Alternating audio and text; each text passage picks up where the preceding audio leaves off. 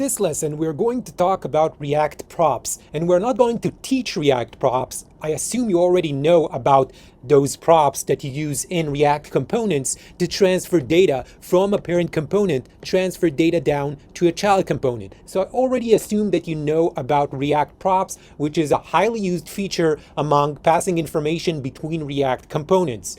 Today, we're not focusing about learning props, you already know that. Rather, we are going to focus on professional tips and best practices, how you should use props. I see a lot of mistakes happening when even the most experienced React developers are passing props to their component. So it's time to set things straight and understand what is the best practices and professional tips regarding React component props. So here is a list of the best practices regarding component props that we are going to talk about in this lesson. We will start by talking about prop drilling. Prop drilling is when you take your props and you pass it from your parent component to your child component. Your child component is not using those props, rather he's passing along those props to the grandchild component. And this way, different components are getting props that are not actually using. So this is a bad practice that we're going to talk about, and we're going to talk about different ways you can use to avoid this bad practice.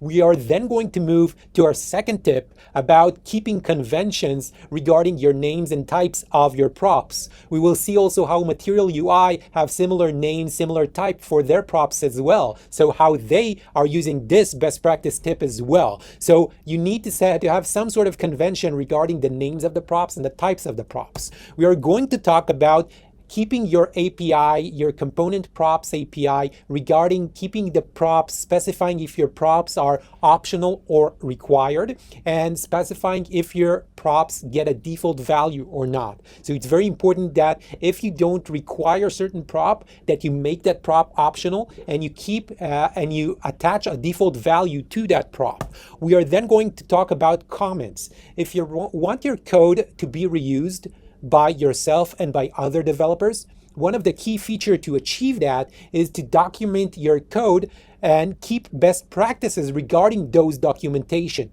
So it's really important to have certain convention regarding your commenting, and the way we comment in JavaScript and TypeScript is usually using a comment convention called JS docs. So we'll talk about how you comment properly your component props.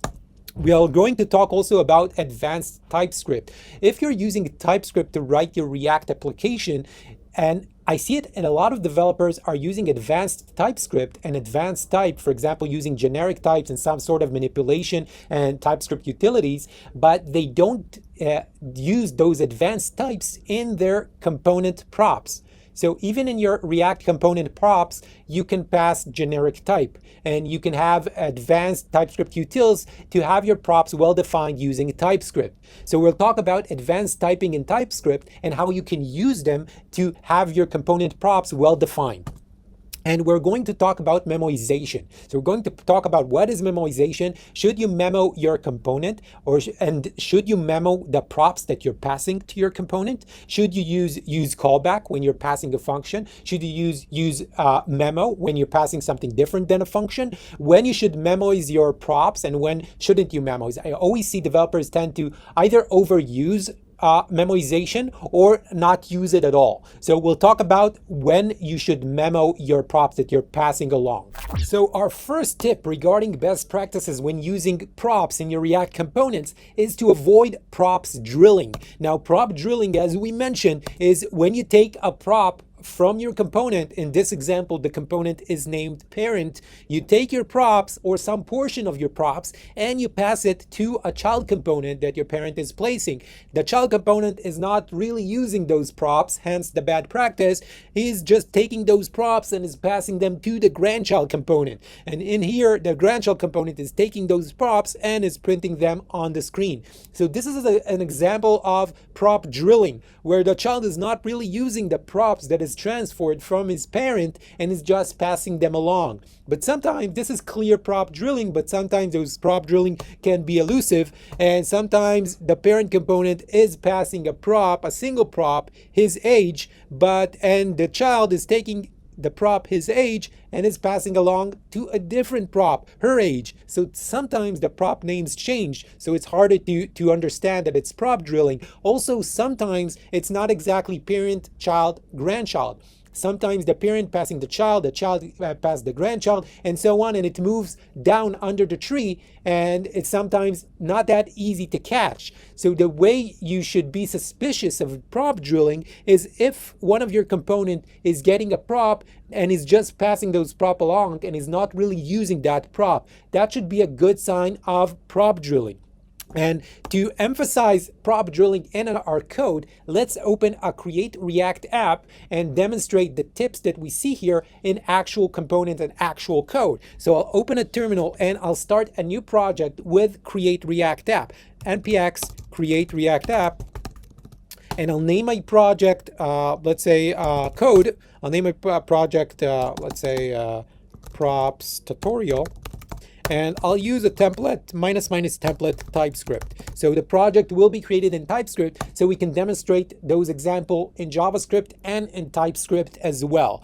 I'm not installing globally Create React app, so I'm using npx, so it will ask me if I want to install it. I'll answer yes, and it will probably take a few minutes for my React application to bootstrap, and after it will bootstrap, we'll see a demonstration of how prop drilling is, how prop drilling looks like in your code. Create React app finished creating our project. Now let's cd to the created folder props tutorial and open our IDE in that folder using code. I'll open VS Code. Now in this folder, I'm going to demonstrate how prop drilling looks like in code. So I'll open a folder under the source folder. We'll name it 01 because this is the first example, and we'll call it props drilling. Prop drilling. And in this file, I'm going to create a new JS file called prop drilling example. Prop drilling example JS. Now in this file, what I'm going to do, I'm going to demonstrate how prop drilling looks like in code, as well as solutions to avoid prop drilling. Now what we're going to do is we're going to create a parent component. The parent component is going to place a child component, and when it's going to place the child component, it's going to transfer a prop called age. And in the age, the child is going to place a grandchild component, passing the prop of age to the grandchild as well. So the child is not going to really use the age prop, rather he's going to transfer the age prop to the grandchild. And by doing so, the age is actually not needed in the child, and this is prop drilling. So I'm going to create the parent component, which is going to place the child component, and the child component is going to place the grandchild component. Now the parent component is going to place, so it's going to return and place the child component, passing a prop of age, let's say 42. Now the child component is going to get in his props an age prop, and is going to place the grandchild component, passing the age prop to the grandchild component. So the child is not really using the prop that he's getting, rather he's transfer it to the grandchild, and the grandchild is getting the age prop, and the grandchild is actually using it and just prints it on the screen. So let's return an h1 which prints age. Now let's place our components. Let's simply place the parent component, who will place the child and grandchild, and the child will place the grandchild component. So let's go to our main component app tsx, and let's delete everything we have here, keeping only the one div, and then I'm going to import the parent component. Let's import the parent component from 01 prop drilling. Let's import the parent, and let's place the parent on the screen. Now if we do, let's go back to a prop drilling example. I forgot to export the parent. Now I'm placing the parent. Let's do npm start, and let's check that our app is printing the 42 on screen. So we see 42 is printed. If we open the developer tools, we can see that if we open the components, we have a parent transferring to the child, transferring to the grandchild. The parent doesn't get any props. The child is getting a prop of age 42, which is not, he's not actually using the age prop. He's just passing the age prop to the grandchild, and the grandchild is getting the age and printing it on the screen. So going back to our code, this is our demonstration of prop drilling. Prop drilling is when I pass a property to a component and not actually using the property, just getting that property and passing it to the next component.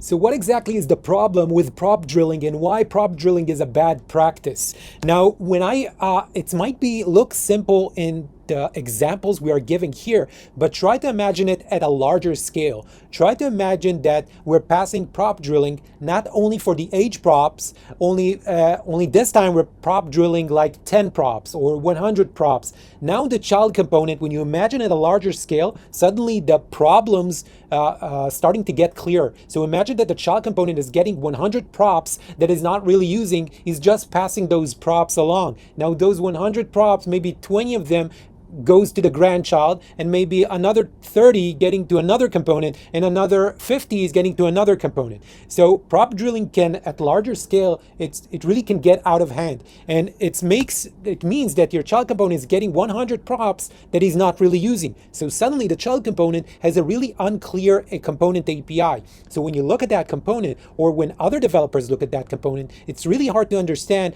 what that component, what you need to pass as the props for that component, and why.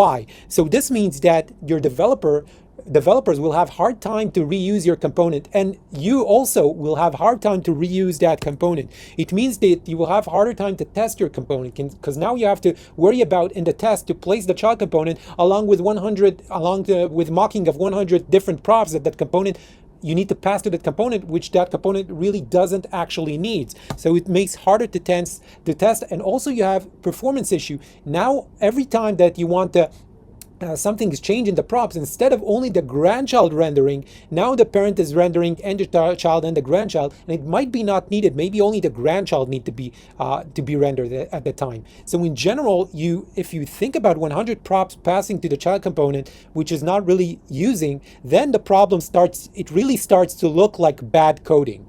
Now that we understand the problem with prop drilling, let's talk about different ways we have to tackle that problem and to avoid prop drilling. And the first way I want to cover is one way you can avoid this bad pattern, avoid prop drilling, is by using context. Now, context is basically a way to share data in your component tree, in a subsection of your component tree. So if your component tree looks like the following diagram, you can wrap a section of your component tree with a certain context. That context will have data, will have information that the green section of the tree is now sharing and can access that information and also change that information. So basically, I'm taking the green part of my tree, I'm covering it with context, and now the green part of my tree can share certain data and change that data. Now, the way you use context is you import a function from the React library called createContext. You fill that function with a default data. Default data means that if you do not provide that context, this is the data that will be supplied. If someone's trying to read the context data, but there is no context wrapped around that component, so we'll get the default options here.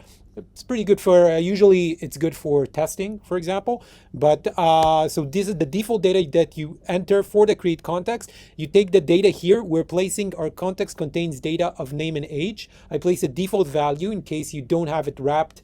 A component is trying to access and you don't have that context wrapped. And if you want to wrap that context with data, in our example, the parent component is placing a context under the context is placing the child component. So the context is now supplied with data that the parent is getting with a name and age. And now the child and every other component under that provider, every other component that the child is placing can access the context. For example, if you have some distant relative that child is placing, or a subset of child, or some component under child is placing, you can access the context using a hook that you import from the React library called useContext. And then you're importing the context that you created above, the my context, and then you can read the data in the context. In our example, name and age. Of course, you can place the context, any data that you see fit, and you access the name and age, and then you can use it. So you now see that the child component did not get the name and age.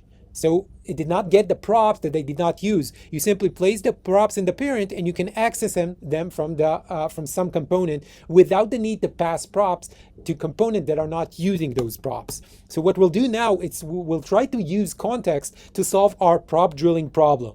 Let's go back to our code and try to solve our prop drilling problem. This time, instead of passing the age in the prop from the parent to the child, from the child to the grandchild, I will try to place a context to hold the age that I want to pass. So let's go back to the files and create in the same folder, I'm going to create the age context. And in here, what I'm going to do is I am going to create a context to hold the age. So to do that, I'm going to import from React, I'm going to import a function called create context. Create context. And I'm going to use this context to create an age context. And the age context will hold an object containing a key of age. We'll place a default value of, let's say, 10. It doesn't really matter because we're not going to use the default value now, but in case some component is trying to read the context data and that component is not wrapped with the context, he will get the default value, which is age 10. Now that I created the context, let's go back to my components. And now the parent, instead of passing the prop to the child, and the child, instead of getting the prop from the parent and passing it to the grandchild, and the grandchild, instead of getting the prop of the age, everyone will use the context to place the data and read the data. So we'll import from the file I just created, I'll import the age context, and the parent will wrap the child with the age context dot provider. Now I'll wrap the child and I'll place the value I want. Now to distinguish the last example, let's say the age now is not 42, let's say it's 33. Now, everyone under that context can read the data. So the child can read the data here if he wants, but I don't, as we said, prop drilling, the child didn't really use the age. So there's no really need for the child to read the data. The grandchild can read the data and he's actually using the age. So to read the data, I need to use a hook that I'll import from React that is called useContext. And I'll call this hook and I'll pass him the context that I created, the age context. Now I get back in return the value that the context is holding, which is an object. I'll destruct from that object the age, and now the grandchild can access the age and print it. If all works well, if we go to the browser, we should see 33. Another thing that you will notice that if you open the developer tools, if you have React DevTools, which I highly recommend that you install, you should see a components tab and you should see that the parent is placing a provider and the child and grandchild are under that provider and can read data from that provider. And that provider, you can press it and you can see that it holds age 33. So one way to solve prop drilling is by sharing data in a subset of your component tree by wrapping that subset of components using context.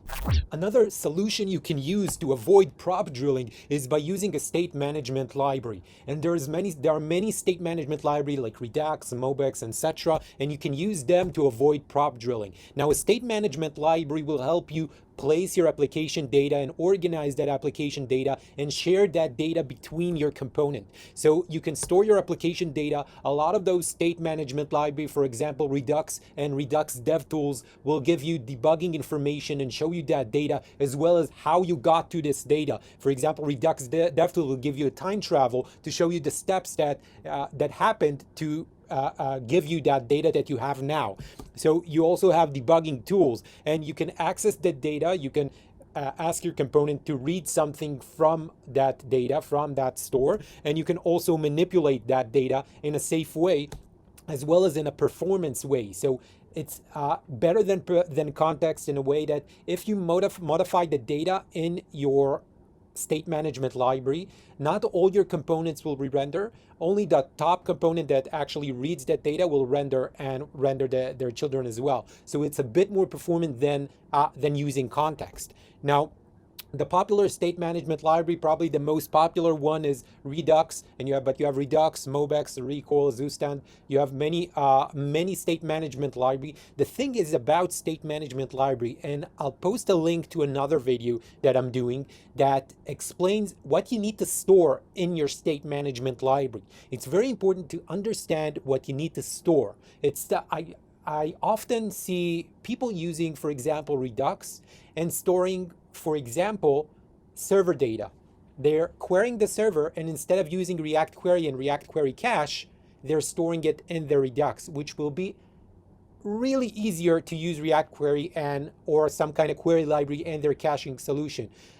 Many other examples where they use Redux instead of context, or some React developers that say, I'm using Redux so I don't need to use context at all. There's a lot of mistakes happening in Redux. When you understand it, you understand that the data that you actually need to store in your state management library is not really as much data as you think it is.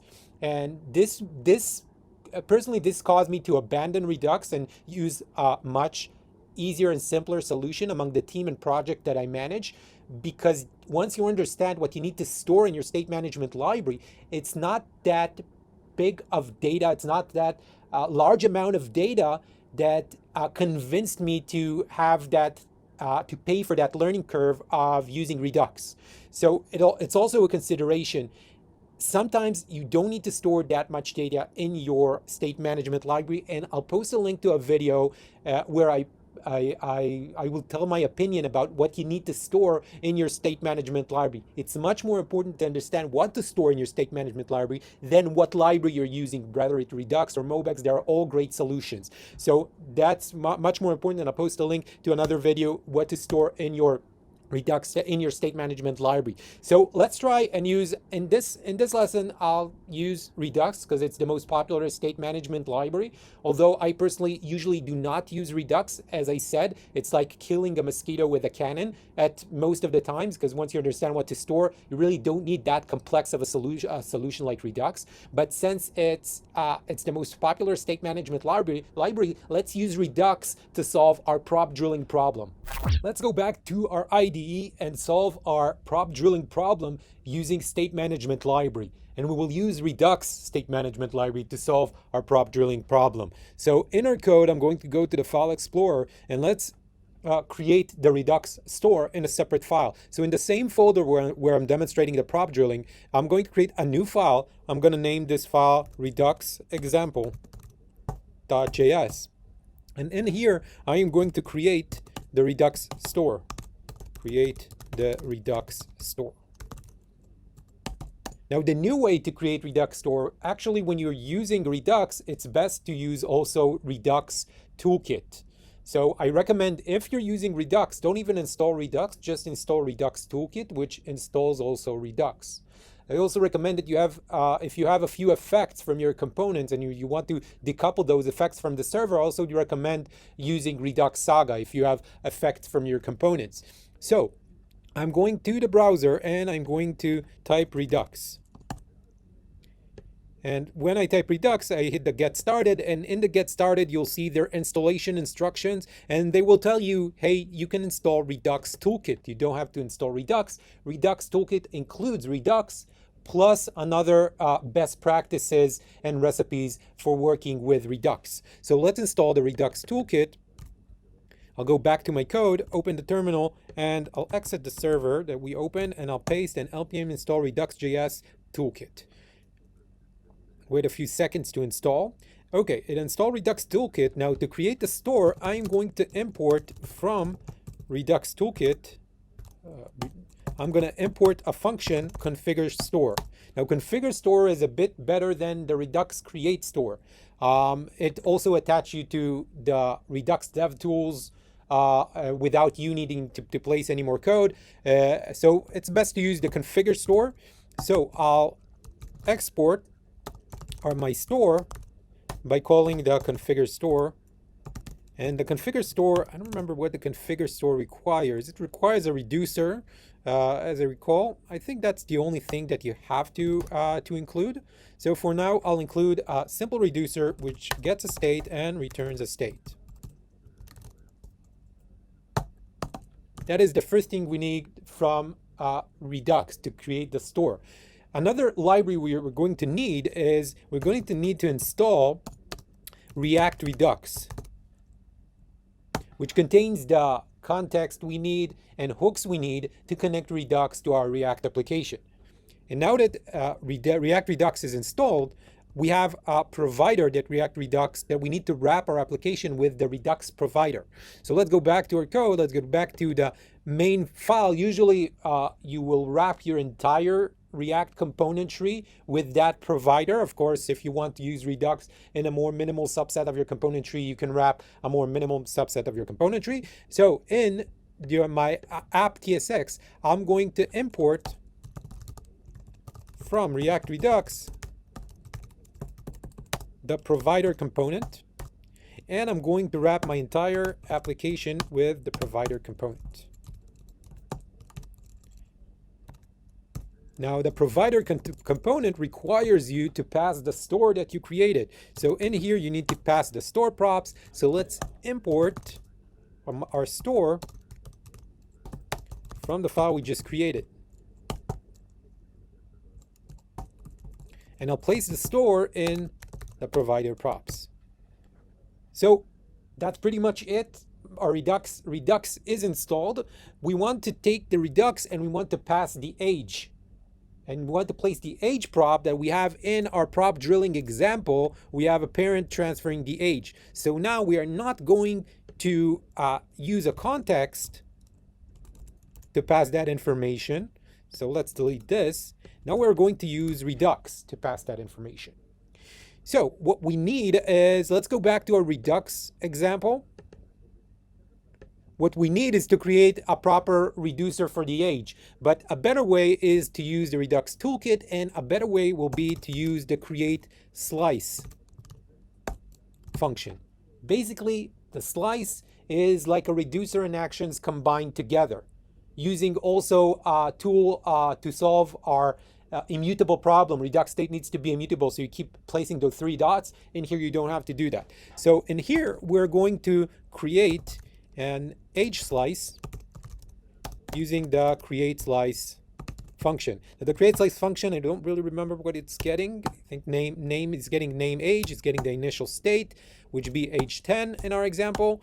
And we're also, is it the list of reducers? Yeah, we also need to pass a list of reducers, which is combined with the action also. So if we want, for example, set age reducer, it also creates a set age action. So it gets a state and our initial state is state and an action, and it will take the state dot age and equal action payload. Again, now when you in the reducer, you don't have to spread, and this automatically will be immutable. So you can directly change the state, and it's only possible if you're using the create slice. So we created our reducer. Now let's, instead of placing here the reducer, let's take the age slice dot reducer and place it here. Now let's go back to our app. Let's see our app in action. Let's see that everything is working. Doing npm start. Hoping I didn't make any crucial mistake here.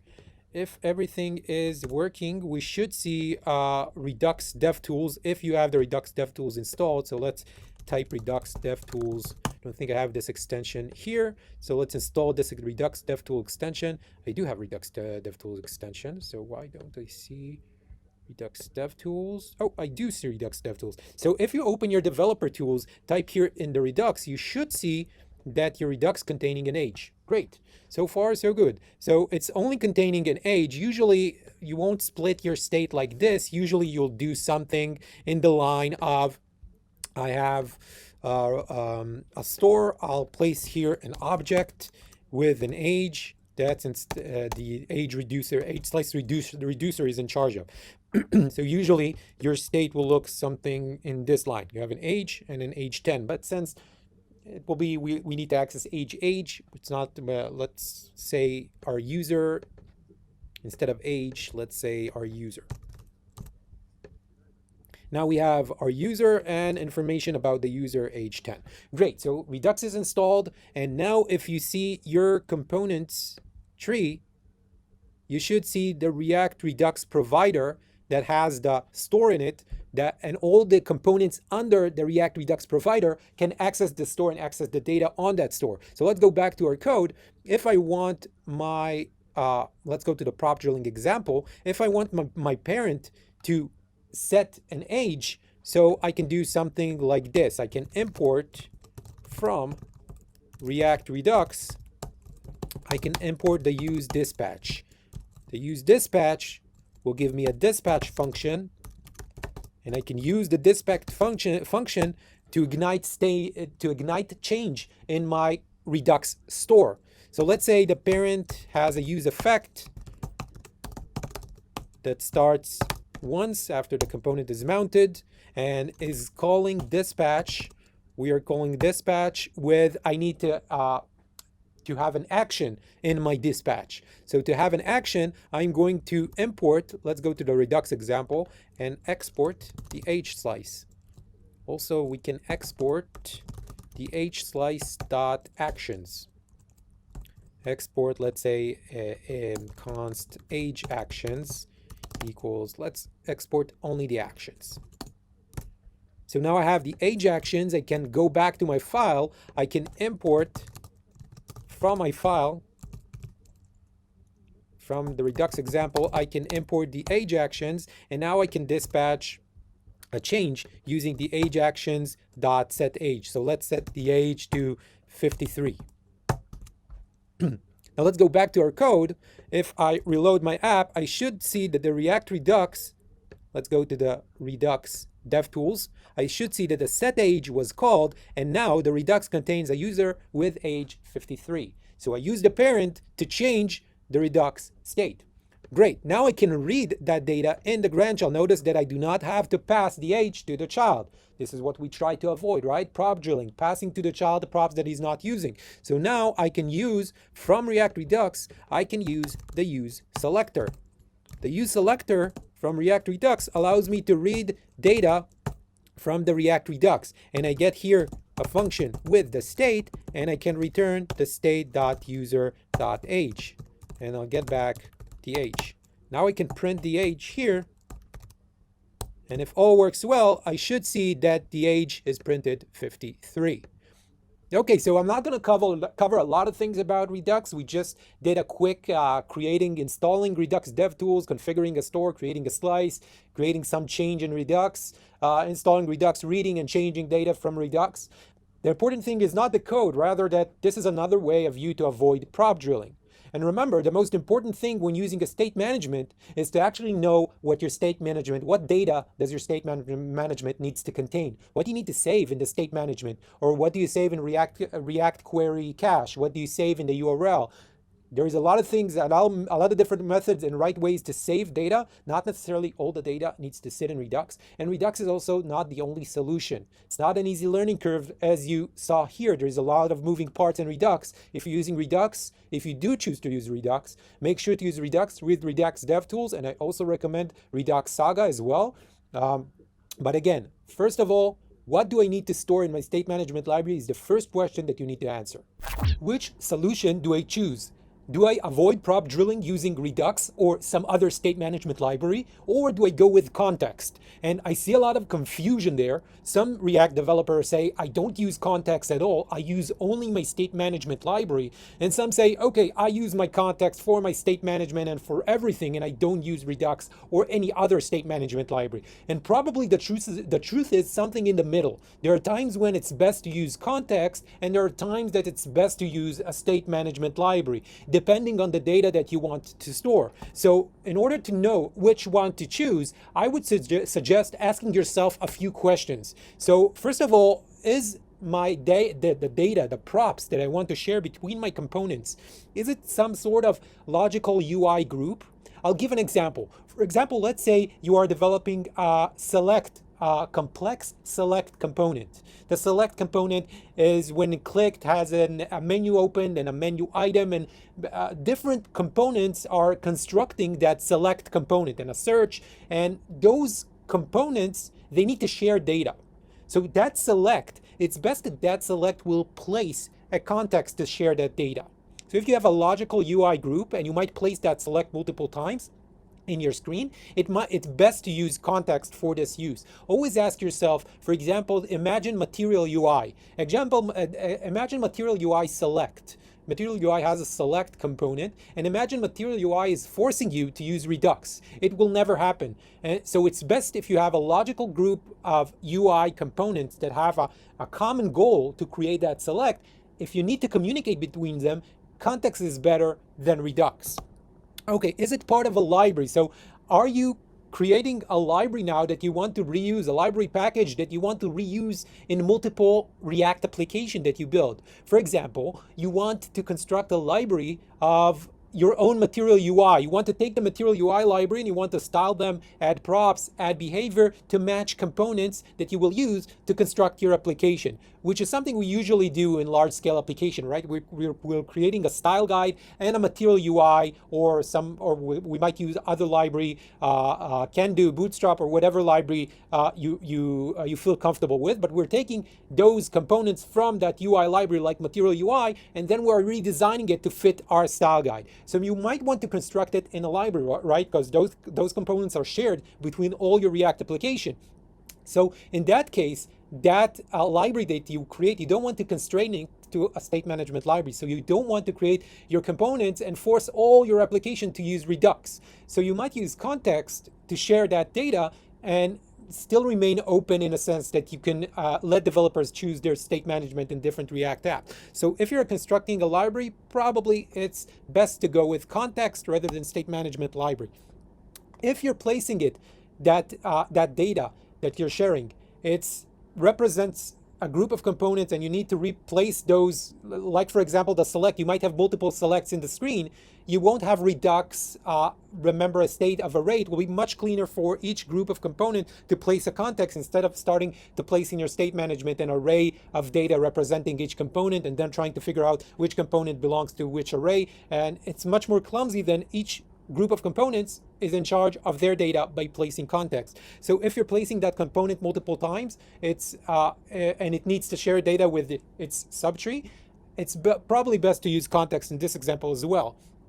If you're constructing forms, usually when you construct forms, I know there was I know that popularity was lowered in this library, but there was a library called Redux Forms that organizes the forms data inside of Redux.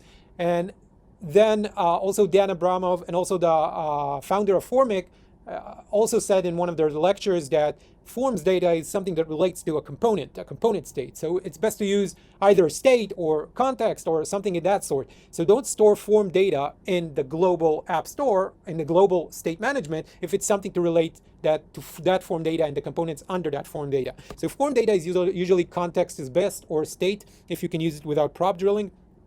Also ask yourself, is the context something that wraps a minimal subset of the tree? For example, the context of the select component will wrap only the select component, and it will not wrap the entire tree. So if it's only a subset of components, it's also part of the first bullet, that's a logical group of UI. Usually they wrap only a portion of their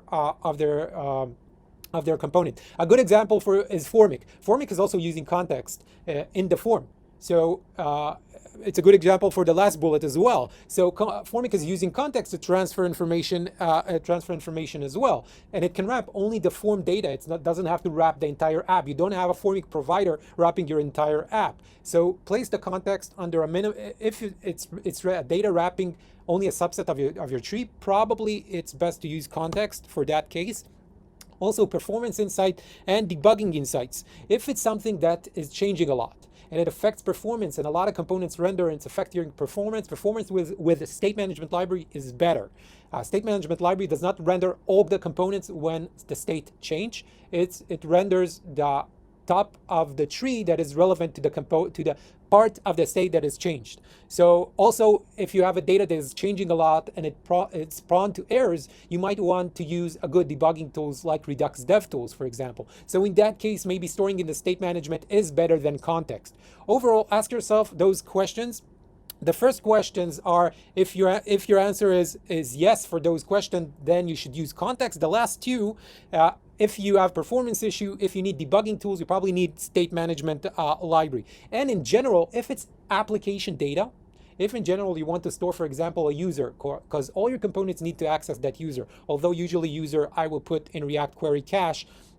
But if, for example, you're not using React Query, that information you might feel suitable for a state management library. All your components are using it. It's something that should be globally accessed by all your components, and it's something that relates globally to your application data and not to some subset of your tree and some logical UI component group. So before you answer Redux or context, understand which one is better depending on the data that you want to store in each one. It might be either Redux or either context depending on the data.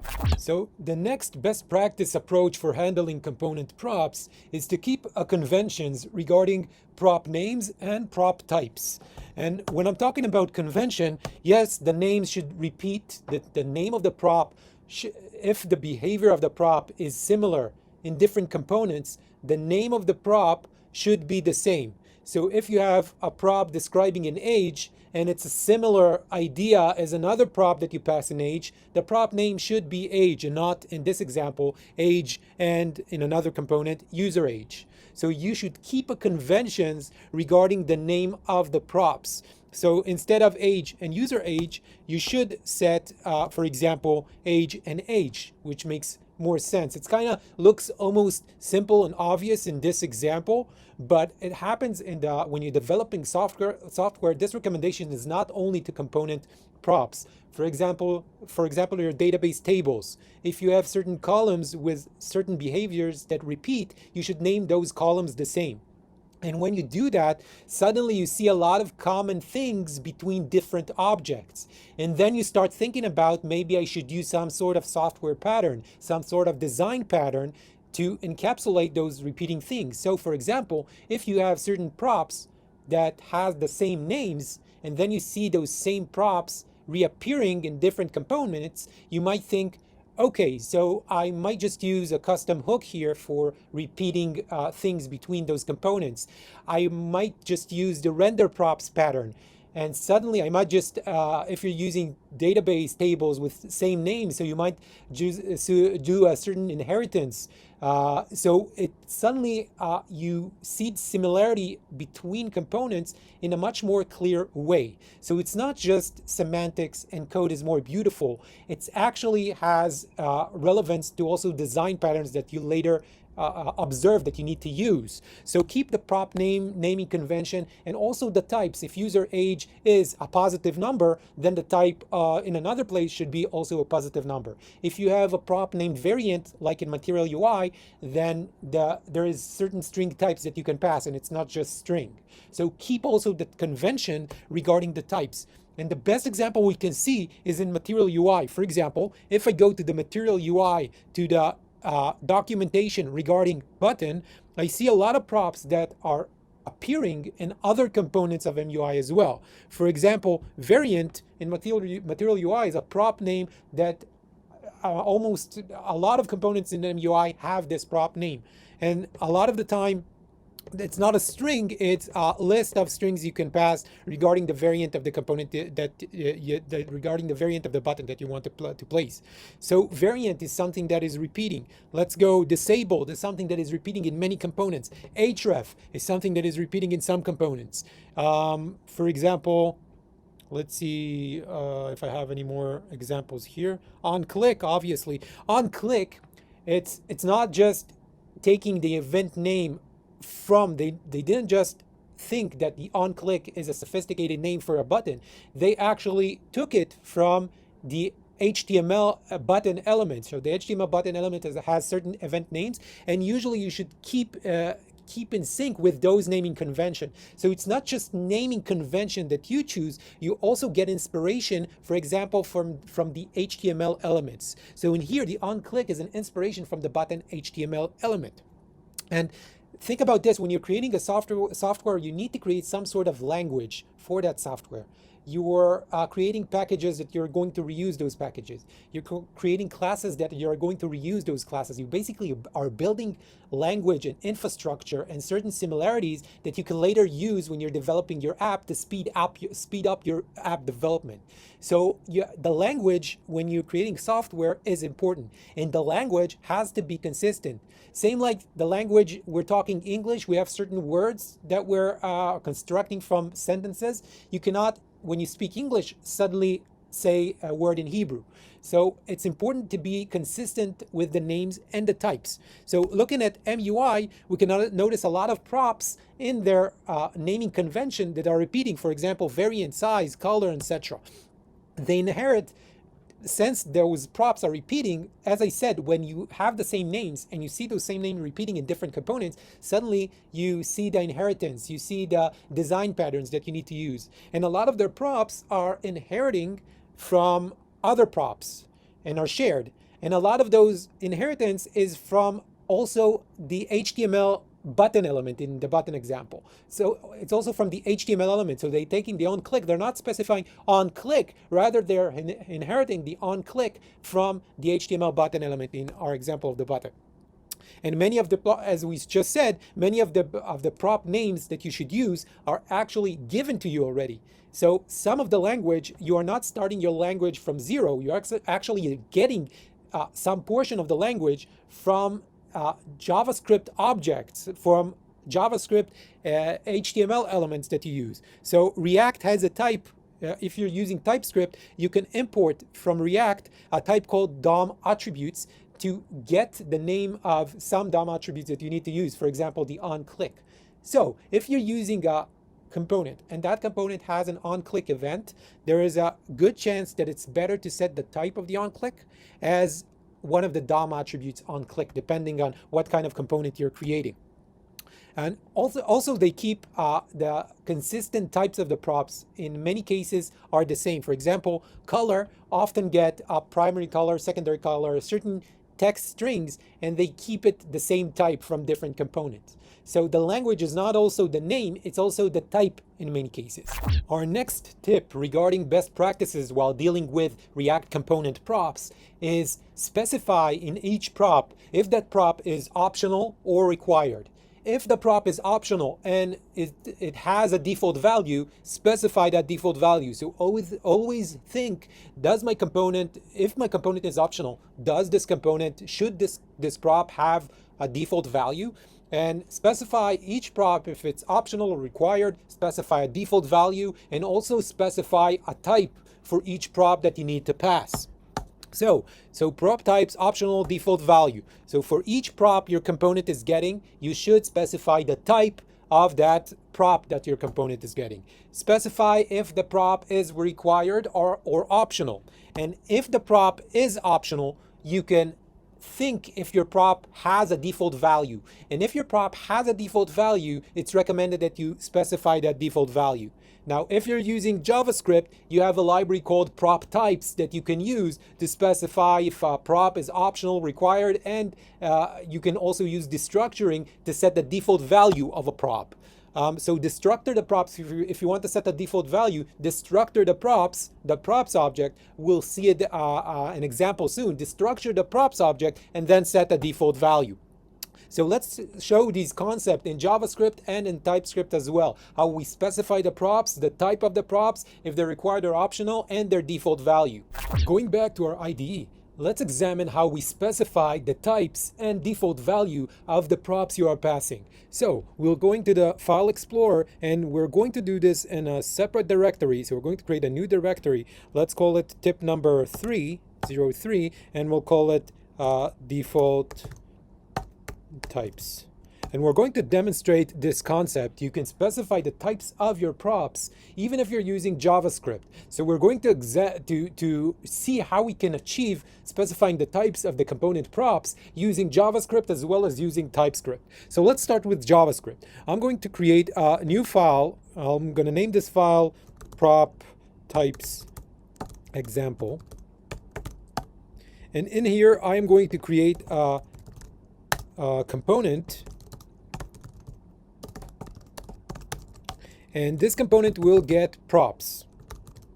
Now the props I want this component to get is I want to get the props to get the following. So I want us to get a prop in this component of, let's say, string, that the prop name will be name of type string. And let's have another prop that we'll call it age, and this will be a number. And this component will print the props name and age. So this is basically the component we want to create. Now I want one of these components for the prop name. No, let's say the prop age. I want this prop age to be optional. And I want the prop age to get a default value, of 10. All of these things I can specify as part of my component API. So now we're using JavaScript. Now, if you're using JavaScript to achieve you specifying the type of every prop, we can use a library that is called prop types. Now, with this library, what I can do, I can specify that the hello prop types, after I describe the function, I can attach another property to this function that is called prop types. And in this object, I can use the library prop types to say that the name is prop type string and is required, and as well as the age is a prop type number and is not required. So I can specify each type, what type is that prop, and is that prop required or not. Now, if I want to set a default value for the age, a default value of 10, what I can do is I can destructure the prop and I can extract the name and extract the age. Now, if I'm destructuring props, if some of the props is undefined, I can set a default value, and if age is not transferred in the props, it will get a default value of 10. And this is how you create an optional prop with a default value. You do it using destructuring. Now let's just take our component and print you are age 10 years old. Let's create our component and let's try placing that component. This time we'll see how our prop checking is working by not transferring the right props and see what happens. So let's place our component. Let's go to app tsx, to our main root component, and instead of transferring all of this, okay, let's leave the parent for now. Let's keep it below the parent. So we'll import the component I just created. From the file prop type example, I will import the hello component and I will transfer the hello component. And this time I'm not going to transfer any prop.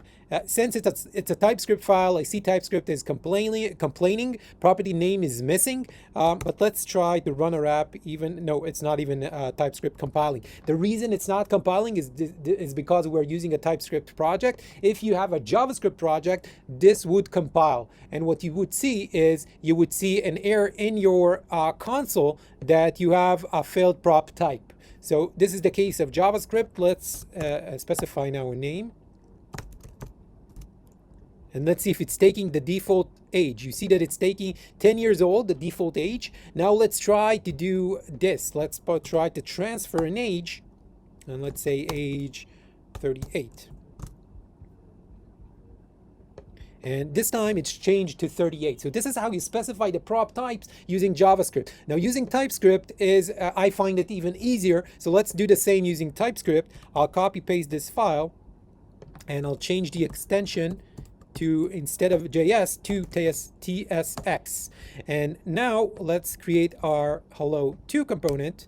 You specify the default value using the same destructuring method, but this time in TypeScript you do not have to specify use the library prop types. Instead, what you can do is specify that hello2 is of type, let's import a type from React that is called function component. We can say that the hello2 is of type function component, and in the function component you can specify the props. So let's say I'm specifying the props. We can do it, we can say that we have type hello props has a name, which is a string and required, and an age, which is optional, and a number. And I can say that my component props, you specified as a generic type in the function component, and this is the equivalent of specifying the type of each one, and if that type is optional or not. It's optional because I have the question mark here. So, in conclusion, using JavaScript or TypeScript,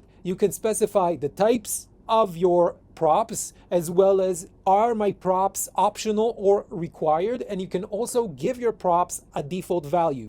Our next tip regarding best practices with React component props is comment and document your code. I see a lot of developers writing React components and they simply do not write proper comments describing what their component is doing and describing what props their component should get. So write comments, and it's not just a general remark about React components. In general, you should comment your code. I see a lot of developers that claim, which I find very arrogant, claim that my code documents itself. So first of all, you're part of the team, so maybe it's clear to you, but it might not be clear for another team member. When you comment your code, when you add proper documentation to your code, you'll have more reusability of your code because other developers will understand what you wrote. So you should strive to try that your code would be clear and self-explanatory, but I find it very hard to achieve when the function you're writing is getting complex, when the architecture of the system is getting complex. Suddenly, not everything is as clear as it seems. So try to write a code that documents itself, but that part is not a replacement for actual writing, commenting, and documenting your code. So our best practices is writing proper comments, and the way you do it is with a certain comments convention. Usually in JavaScript we use JS docs to comment our code. So if I go to a website and go to Google and type JS doc, the first link, I should see the JS doc comments. And the way you use JS docs, it gives you certain tags that you can use that specify something in your comments. Now, this is what you usually use when you write in JavaScript. When you're writing in TypeScript, there's a few other libraries that derived and based on JS docs, and you should use one of them. In this lesson, we'll demonstrate using TypeDoc. So I'll write in Google TypeDoc and go to the first link, and I'll hit the docs, and this is the tags that I can use. So let's go back to our code and try to document our code properly. So I'll go back to the code, to the hello2 component, and which will try to document this file properly. The benefit of documenting your code is by using a tool like TypeDoc or similar tools like TypeDoc, you can auto-generate your website, a website describing your different API, your different files, your different function. And it auto-generates your website that explains other developers as well about all the function, all the classes that you have in your system. So let's start commenting our hello2. We saw that we use parameter for our function, param, object, props. Our function, basically you're documenting your React component like a function. So my function gets what arguments? It gets a single argument of props. So I wrote param of props, which is an object. And then I'm spreading that object and saying that props.name is of type string. Props.age is of type number. I will write a general comment regarding what my component is doing. And if I want, I can specify, although it's implicitly specified by typing the function component type, you can also say that your function returns, returns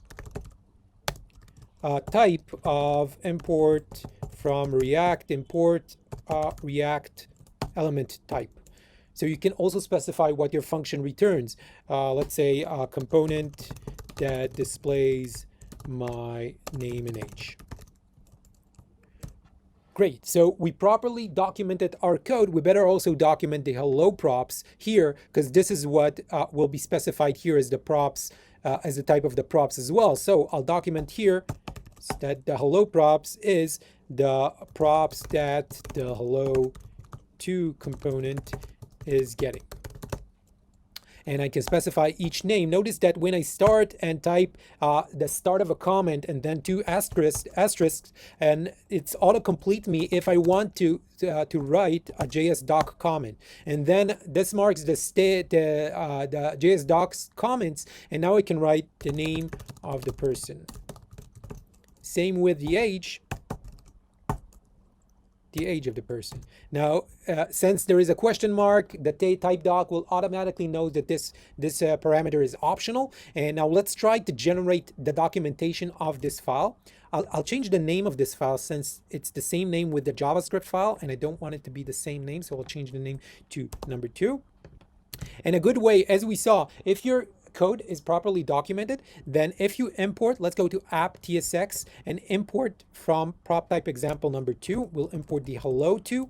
And if your code is properly documented, if you hover over our imported component, you'll see that our documentation, the component will print the props name and age. You'll see the parameter, the return. You see that your IDE plays along. Your IDE knows those comments convention, and when you import your component, just hover over it and you'll see those comments, which is very easier to use your component, and other developers will find easier to use your component. So as we mentioned, write your comments using JS docs. A good way to measure quality of your product is by importing and checking if your IDE plays along and displays you information about what you imported.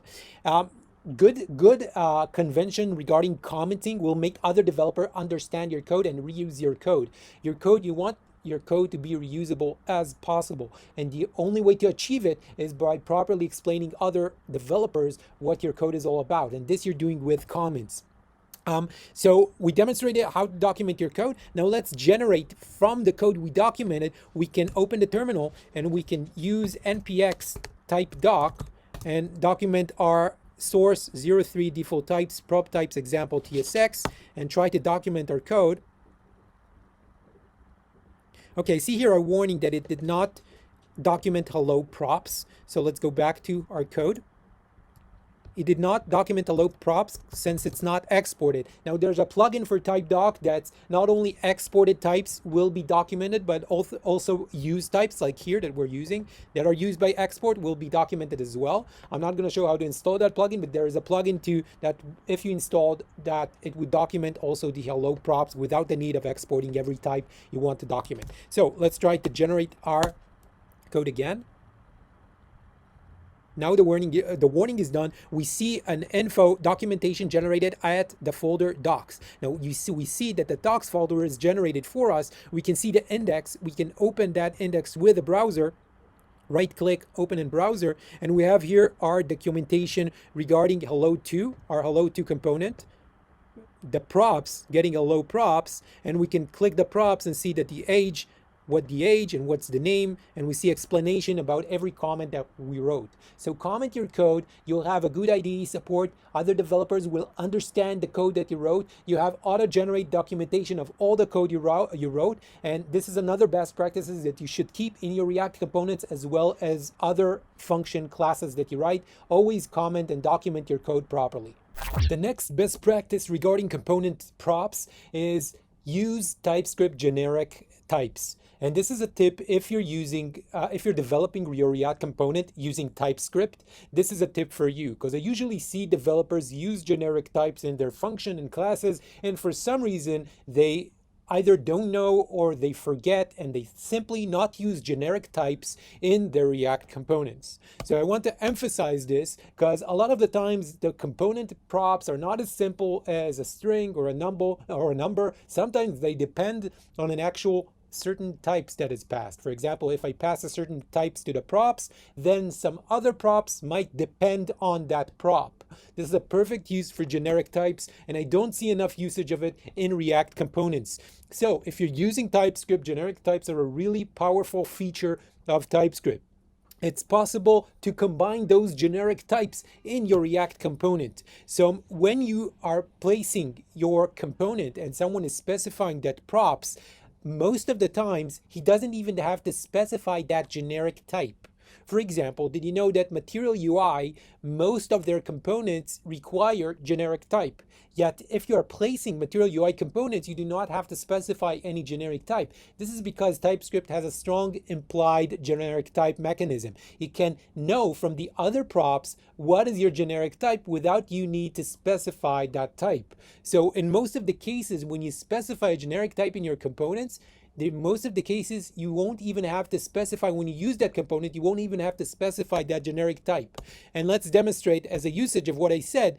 For example, I have a component called hello, and this is the type of the hello props. The type of the hello props gets an instance of type T and a key of type T. Now, the hello, when I'm calling this component, I can pass generic type. Notice that I can pass, when you place JSX of a component, you can then specify the generic type of that component, okay? So either developers of React do not know that fact, but it's very important to remember generic types are and need to be used in components as well. And you can specify them by taking the component and afterwards specifying that generic type, in our case, in class user. But in most cases, you don't even have to specify the left side. You don't have to specify the user. You can just specify the instance, which is an instance of user, and then TypeScript will figure out, okay, so we have T is a user, then I don't really need him to pass T through the hello. So the right side here, you have the type T is implied from the props and you don't have to pass it. You still can if you want on the left side, but on the right side it's implied. So use generic types in your TypeScript components. Let's do a small demo of the power you have with those generic types in your components. Let's go back to the IDE. And while we're doing this demo, ask yourself, are you utilizing the maximum power you have in TypeScript regarding your component props? Are you well defining your component props? Are you throwing bugs from runtime to the TypeScript compiler? And let's check a demonstration of the power that we have when we're creating our React application using TypeScript. I'll open the IDE, I'll create a new folder in named 04, and I'll name it generic types. And what I want to show is generic types in my React component. So what we'll do is a simple component that is getting a class instance and needs to print some property from that class instance. So we'll name the component, we'll name it class, not class, instance prop. And we're going to create a component. We'll name that component instance prop. And what this component will do, this component will get an instance of some class, some unknown class.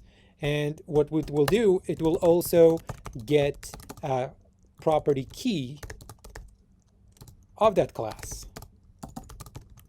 And what it will do, it will print that property key. So what we're going to get in this component, we're going to get a single object of props, and the props we're going to get another param of let's say of any for now, but we'll every time you use any in TypeScript, ask yourself, is this the best type? Because usually I rarely use any, and when I did use any, it was clear to me that it was due to lack of knowledge of TypeScript, due to lack of knowledge of the capabilities of TypeScript, and maybe less understanding of the type system, whether it's React or some other technology that I'm using. So always ask yourself when you put any, is this any really necessary? So I'll place any of props.instance. The instance we'll get, and we'll get another param of the property key. Great.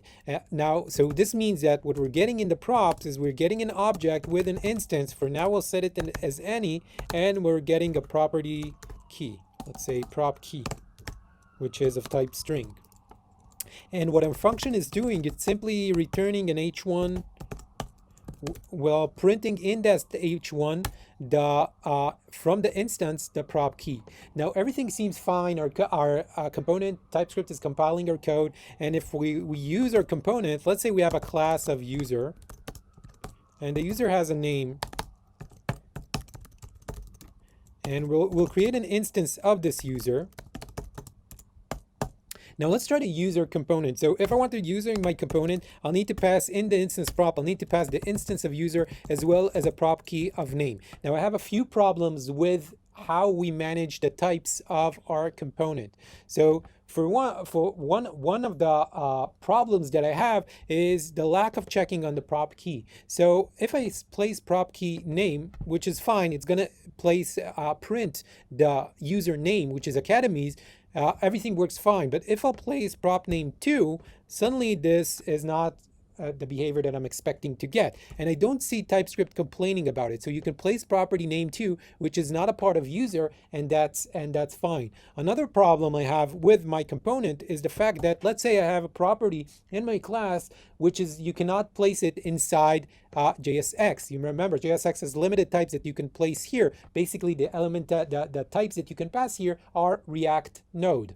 Right? React node is string, number, null, undefined, false, true, array of those types. So you have to specify some sort of React element, some types here. So if, for example, I have a simple object with a key of hello and a world, obviously I cannot place and print in JSX. I cannot do print simple object in the prop key. This will cause an even worse exceptions than before because it will just fail my component, right?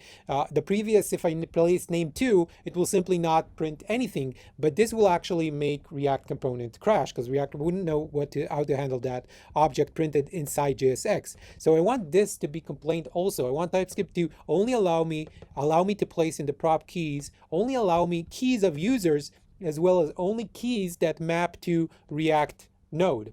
So I want as much as possible to throw to the TypeScript compiler exception, and it's really important to understand TypeScript capabilities more than the syntax itself. You remember that TypeScript can verify key of, for example. So even if you don't remember all the utilities that TypeScript has, all the different type syntax that you can use, if you know the capability of TypeScript, if you start typing, maybe GitHub Copilot will continue your code, maybe with the help of Google and Stack Overflow, and eventually you will know also the syntax. So understanding the capabilities is even more important than the syntax itself. So don't focus on the exact syntax that I'm using, rather focus on the fact that TypeScript can understand keys of an element as well as what those keys should return. Those are one of the things that TypeScript can help you with. Verify that you're passing the prop key, the correct key, based on the type that the key is associated in the user class. If it's a string, it's okay. If it's an object, it's not. So let's see how we do it and verify the prop key using TypeScript. Let's define our prop. And let's try to do it organized and step by step. So to be more organized and more clear, instead of specifying the type of the props right after the props like I did here, let's do this. Let's take this and create a type that is called instance prop props with the type that we specified here. And instead of saying that my props is of type this object, I'm going to say my types is of type this instance prop. And I'll spread it a bit so it will be clear. Now, if you have a prop key, the type prop key in the object depends on some other type that you're passing. So it depends on the instance. It's the key of the instance. That's a good signal for you that you need to use a generic type. If you have some prop that depends on some other type, then it's a good signal that you need to use generic type. So instead of specifying any here, I'm going to say that my type is getting a generic type of T. And instead of instance being any, it's instance of type T. So I don't know what I'm getting as an instance. It could be anything, but the second argument, the prop key, depends on what I'm getting as the first one. So I'll mark it as T, and instead of prop key, I can say prop key can be key of T. Now, when I did this, I need to pass the t when I specify the instance props. So now my function is getting a generic type of type t, and I'm going to pass it to my props type in here. And now suddenly I have some kind of better checking. So prop key now, if I go here, I have name and simple object that I can choose from. If I do name2, for example, my TypeScript will alert me that prop key is not a proper key of user. That's a good start, but it's not quite enough. I actually want not only TypeScript to give me the keys that is possible in user, but also I want TypeScript to limit those keys to be only the keys that I can place in JSX. So let's do another version of our types. Now, this time I am going to try to do it in in two steps. The first step, I want to do a type that is name or simple object. Okay, name or simple object, the strings, name or simple objects. So I want this type, name or simple object, as the keys of, basically when I say prop key is the key of t, it's like saying that prop key can basically be name or simple object. Right? So now I want to do something else. I want to limit only the keys that extends React element or React node. So I'm going to do type, I'm going to call it React node keys. And the result of React node keys that I want, instead of specifying name and simple object, what I want is simply name. So I want to filter out the simple object. So what I will do, I will say in the object that the key of this object is, let's specify that my React node keys is getting t. T is our user, and from user I want to take only the keys that grab only the keys that extend React node. And it looks something like this. I'm going to take k in key of t, so all the keys that we have in t, which is name and simple object. Now if the key will be t as the key, k is our key. This will be the key if the result of the key extends React node. Otherwise it will be never. So what it will bring me is an object. Basically this is an object. What I'm getting here is an object with the key name as name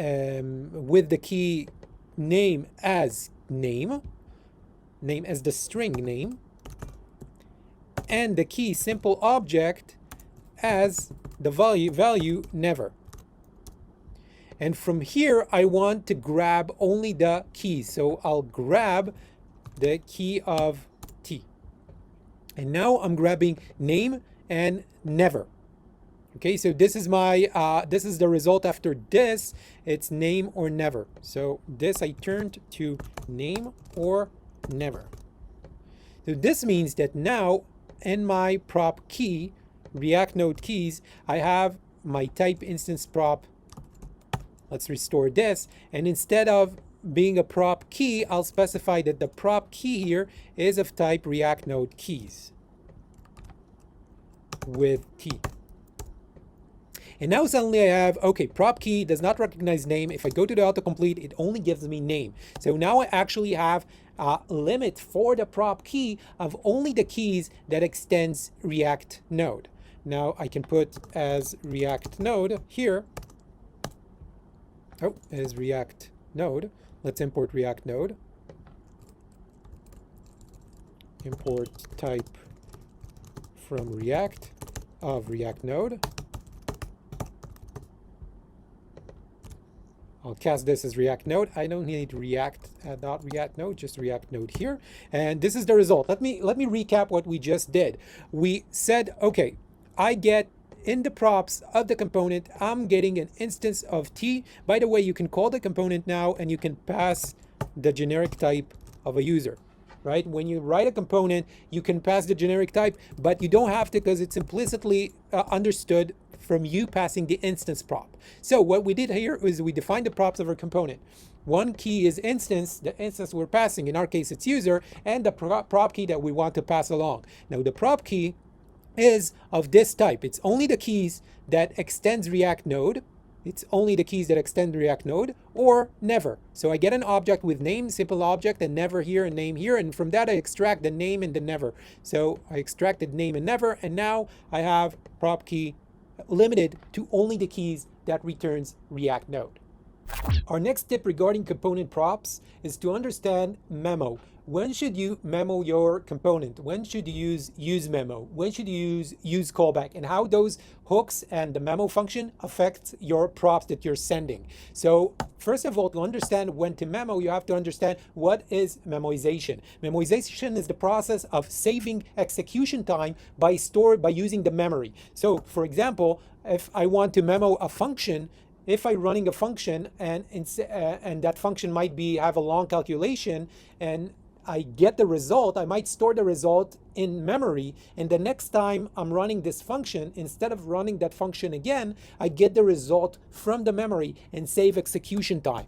So for example, let's say I have a complex function that takes a long time to calculate. That function is called long calculate, and it gets an argument of index, which is a number. And it takes a long time to calculate this function. But I see that once I run it with an index of 5, I always get the result of 10. Next time when I'm running this, if I run with 5, for example, it takes a while to calculate, but the result is always 10. We can store the result in memory. So we can, for example, store in memory certain, for a simplified diagram, let's say we are storing that result in a table structure, table-like structure, that we have our function long calculate, and when it gets arguments of 5, I store the result of 10. Now, next time when I'm running this function, instead of immediately running that function, first I look in the memory if I have that function, if that function ran before with the same argument. So if I'm running again with 5, now I can see that I have this value in memory, and instead of running that function again, I grab the result from the memory. Now, few things that you need to consider when using memoization, because you might think, okay, why not always memo? Why not use it all the time? So first of all, think of what you're saving. Think about the execution time versus memory cost. So if, for example, you're saying, okay, my function that I'm memoizing is running very fast, there is no reason to store the value of that function in memory if it runs very fast, because you're not actually saving anything because the execution time is very short. So you need to think of memo your function only when that function is actually worth memo, meaning that function takes a while to calculate. So consider the calculation cost. I see a lot of developers in React are using useMemo often, even when they, for example, have a short loop. They have, for example, a loop that's iterating from 1 to 100. A very short loop, there is no reason to wrap it in useMemo. The cost of the memory will cost you more than the calculation itself. If you have a long loop, for example, you're iterating over a record of million items, then you should wrap it in a useMemo. But I see developers that always tend to think if I have a loop in my React component, I should automatically wrap it with useMemo. First of all, do not automatically wrap anything with useMemo. If you have doubts, you can always use the profiler to actually calculate how the component renders with memo or without memo. You'd be surprised how many times you are using useMemo for so-called optimization and you actually do the opposite. Your component is running slower. That's because useMemo has a calculation of its own as well as memory cost. So if you're not sure if to use memo or not, you're opening React developer tools, you're using the profiler, and then you calculate, you measure the render time with useMemo or without useMemo. This will give you the exact answer if you should use useMemo or not. But usually on short loops, you should not use useMemo.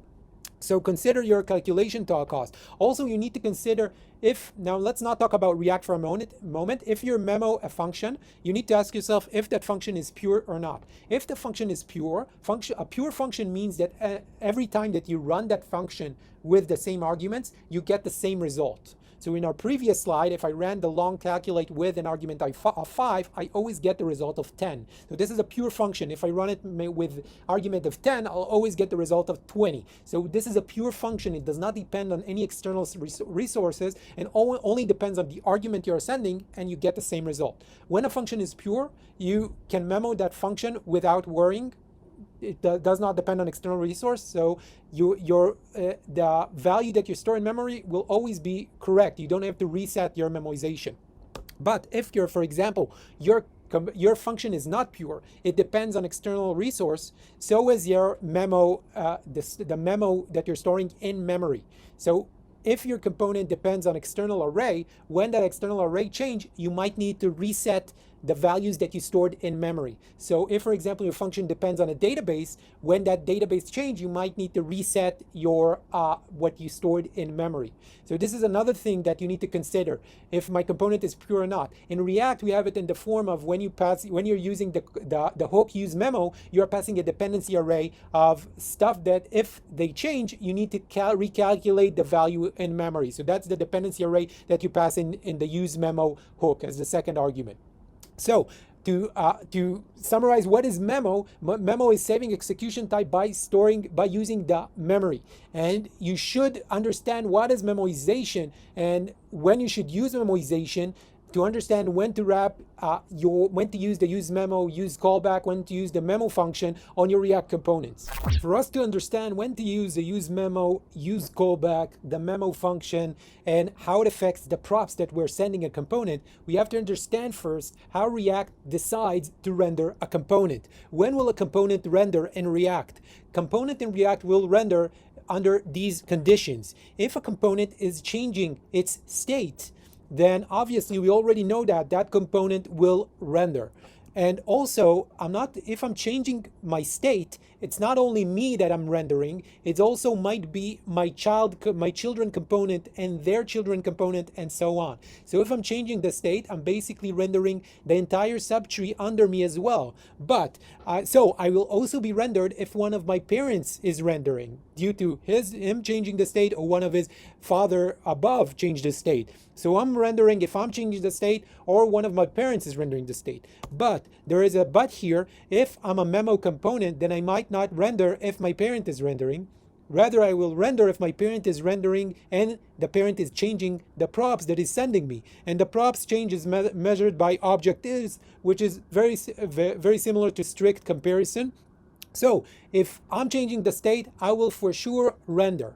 And I might render my child component under me.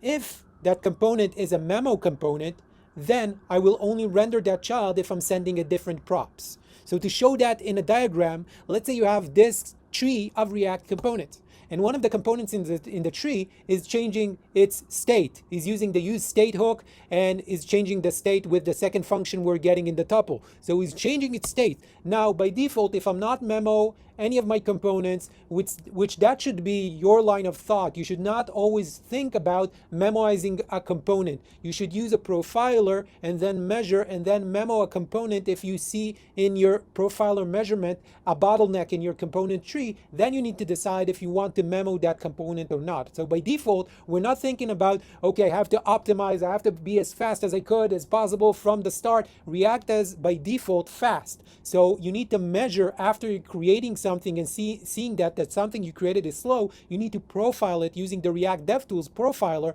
and then use memo only if your app is slow. So by default, if I change a state in of the component, the entire subtree under it will render. But if I have a memo component, for example, the two gray ones are memo, then if I change the state, they're not necessarily going to render. They're going to render only if the state change caused to send a different props to the component under, to the gray component, and then that component might render if the props are different, and then the same decision under it.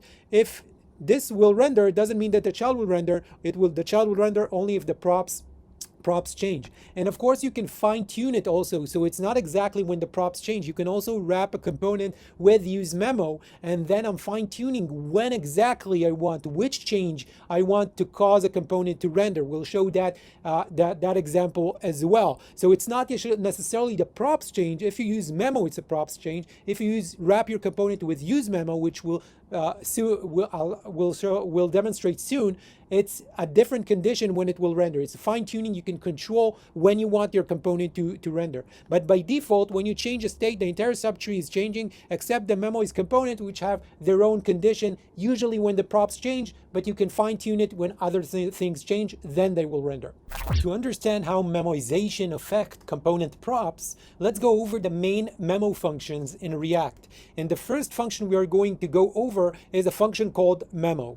You import it from React, and you take that function and you wrap that function around one of your component. So in here we have a component called parent, and we're importing the memo function from React, and we are calling and wrapping our parent component. The result is a new component which is memoized and only rendered when the props are changing. So React Memo, once you wrap your component will only render when number one, the parent of that component is rendering, and also the parent of that component is sending a different props to your component, to the component that is currently wrapped. And change of props is measured by strict equality using object is. So let's demonstrate this memo function, how we use it to wrap our components, and let's use the profiler to check when that component is rendered and when exactly should we use the memo function to wrap our component. Let's go back to the IDE and try to play with the memo function and understand what that function is doing and when should we use that function. So going back to the IDE, I'll create this example in folder number 6. Since it's the 6th tip, I'll call it 06, and we'll call this folder memo. And to understand all the main memo functions that React gives us, and we'll start with the first file is memo example.js.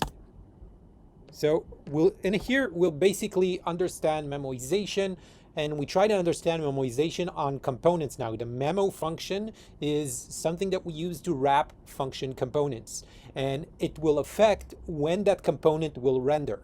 So to understand how the memo works, we'll create a parent folder that is placing, a parent component that is placing a child component. The child component is wrapped around the memo, and then we'll try to figure out with the profiler when the child component is getting rendered. So we'll start by creating a parent component. We'll export this, and what this parent component is doing, it's going to place a child component.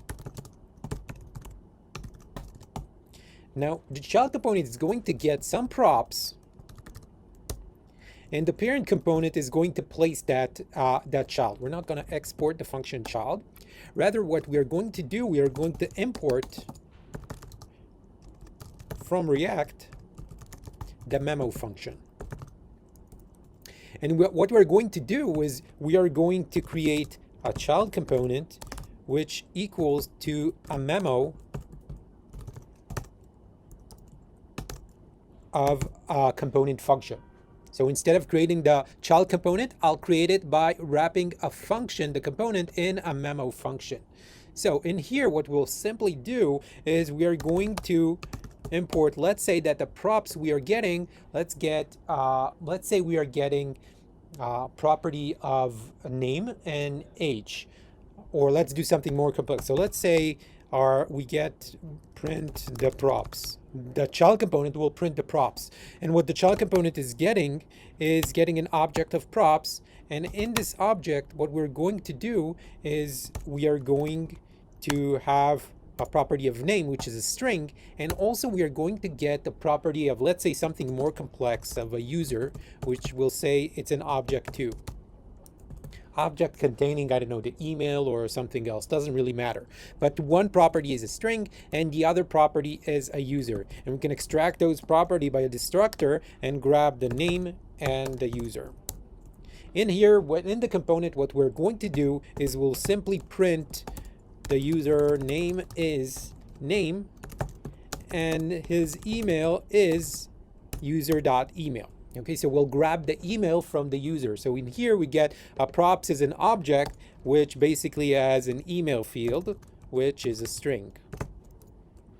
So this is our child component, and what the parent will do, the parent will simply pass the props, place the child component while placing the props, and also will include a button in the parent so we can play with the on click on the parent, maybe change the state, change the props that we're passing to the child to understand when the child is getting rendered. So the parent, what is going to do is going to place, let's say, a div, and in the div is going to place the child. We'll pass the prop soon to the child, and in here we're going to also have a button under the child. The button will be titled "Click me to pass different props." So this is a way we're going to use the button click to pass different props to the child, and the button will have an on click event. That the on click event will trigger some function that will define soon enough. Okay, great. So what we'll do here is the child component will have a name, a state for the name, state holding the name. Let's initialize the state with the string academies. So this will have the name and a set name for the first property, and the child will get that name. So we'll pass this name to the child. And also we'll have a second property, we'll call useState again. This time we're passing the user objects. So in here we'll get a user and set user. And user and set user, and we'll initialize it with the email of, let's say, reply at academies.com. So in here we have a user, and we're passing the user also to our child component. We'll have a user equals user. So we'll use those two components, the parent and child, to understand when memoization is working. Now let's place this parent component in our main application. So I'll go to the File Explorer, open app.tsx. I'm going to import our parent component, and I see we already have a parent component. So let's remove this parent component and remove this as well. From the memo function, let's import from the memo example, let's import the parent component and simply place it in our app. Great. Now let's see that, sorry, I forgot to close the parent. Okay, so let's see that everything is running and working, and let's see that we see the parent and child, and then let's try to open the profiler and understand and play with the state of the parent to understand when the child is getting rendered. So I'll open the terminal and I'm going to run npm start. Okay, and let's go back to our browser. Okay, so we see no errors. The username is academies and his email is noreply@academies.com. Now I'm going to open the developer tools and then open the React Dev Tools. You have to install React Dev Tools. So write down in Google if you don't have it, React Dev Tools, and go to the first link, and you need to install this if you don't already have it. And if you install that, you should see in the developer tools a new tab for component and profiler. What will open is the profiler tab. The profiler tab, we can record and see when our component is getting rendered. So this is we can use the profiler to understand when a memo component is getting rendered. Great. So now by creating the parent and child component now and opening the developer tools under the profiler tab, let's try to examine and understand when the child component that is wrapped in memo, when that child component is getting rendered. So we got our playground all set to check the memo function. But first, before we examine the memo function, let's for a second remove the memo function from the child. Remove it from the child and check out the regular behavior. Most of your component will not be wrapped in memo. So let's see the regular behavior of React components rendering versus what happens to the behavior when you wrap your components in memo. So now my child is not wrapped in memo, and I'll add another use state with a counter. So I'll have a counter and a set counter. And the counter will be we'll start by incrementing the counter by 1 every time we press the button. So whenever the button is clicked, and we're going to print the counter in the text of the button. So we'll place the counter here. Now whenever we are going to click the button, we are going to call the set counter and call counter +1. Now this results in, if we go back to our browser, results that we have a button with the counter set to 0. Now whenever we press that button, we see that everything is incremented. So let's start by examining the behavior using the profiler tab. And by examining the profiler tab, I'll start recording. And now when it's recording, I'll press a few times the button, and then I'm going to stop recording. Now the regular behavior is when I change the state of a component, that component is rendered. We see here the parent is marked in yellow, and the tree below that component is rendered as well. So we see the child is also rendered. Everything in gray is not rendered. So React does not render the entire tree. It starts with the most up the tree component that changed the state, and then it renders from that component down the tree. So it rendered the parent component and the child component. This is the regular behavior. Now let's see what happens if we go back to our code, and now we take the child and we wrap the child in a memo function. Now our child is wrapped in memo. Let's go back to our code and reload our app and start the profile. Just go back to the code, just examine that I have the app running. Okay, so let's go back to our browser and reload our app, and we can clear this and start our recording from scratch. Remember, now the child component is wrapped in memo.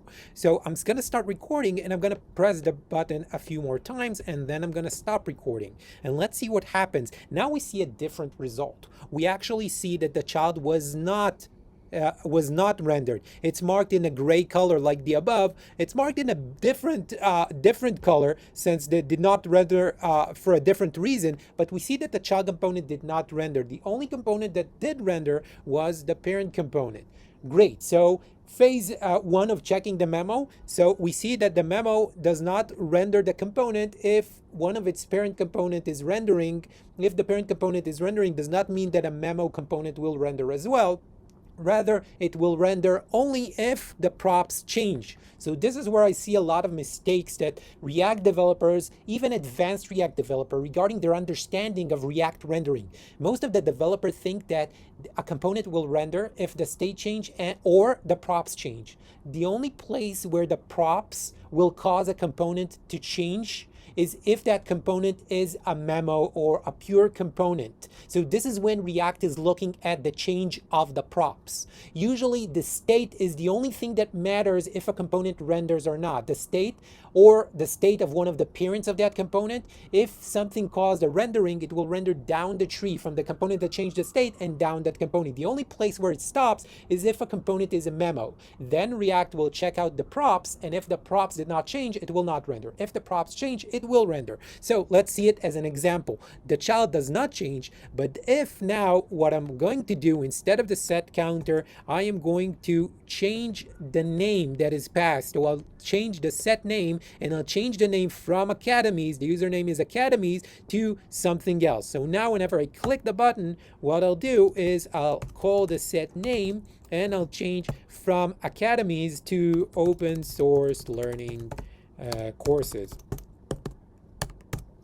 So let's see the result now, and I'll go back to my code, I'll reload, and I'll clear the profiler. Now, notice that my text is academies now in the child. If I press, let's start the recording is in progress. If I press the button, the text changed to open source learning courses. Now I can stop the recording, and I'll see that the child component, even though the child component is wrapped in memo, it's still rendered, because now React does look at the props change, and it examines that the props that the child is changing is measured using object is. This means that if the set name would be the same name, academies, same name as before, like here.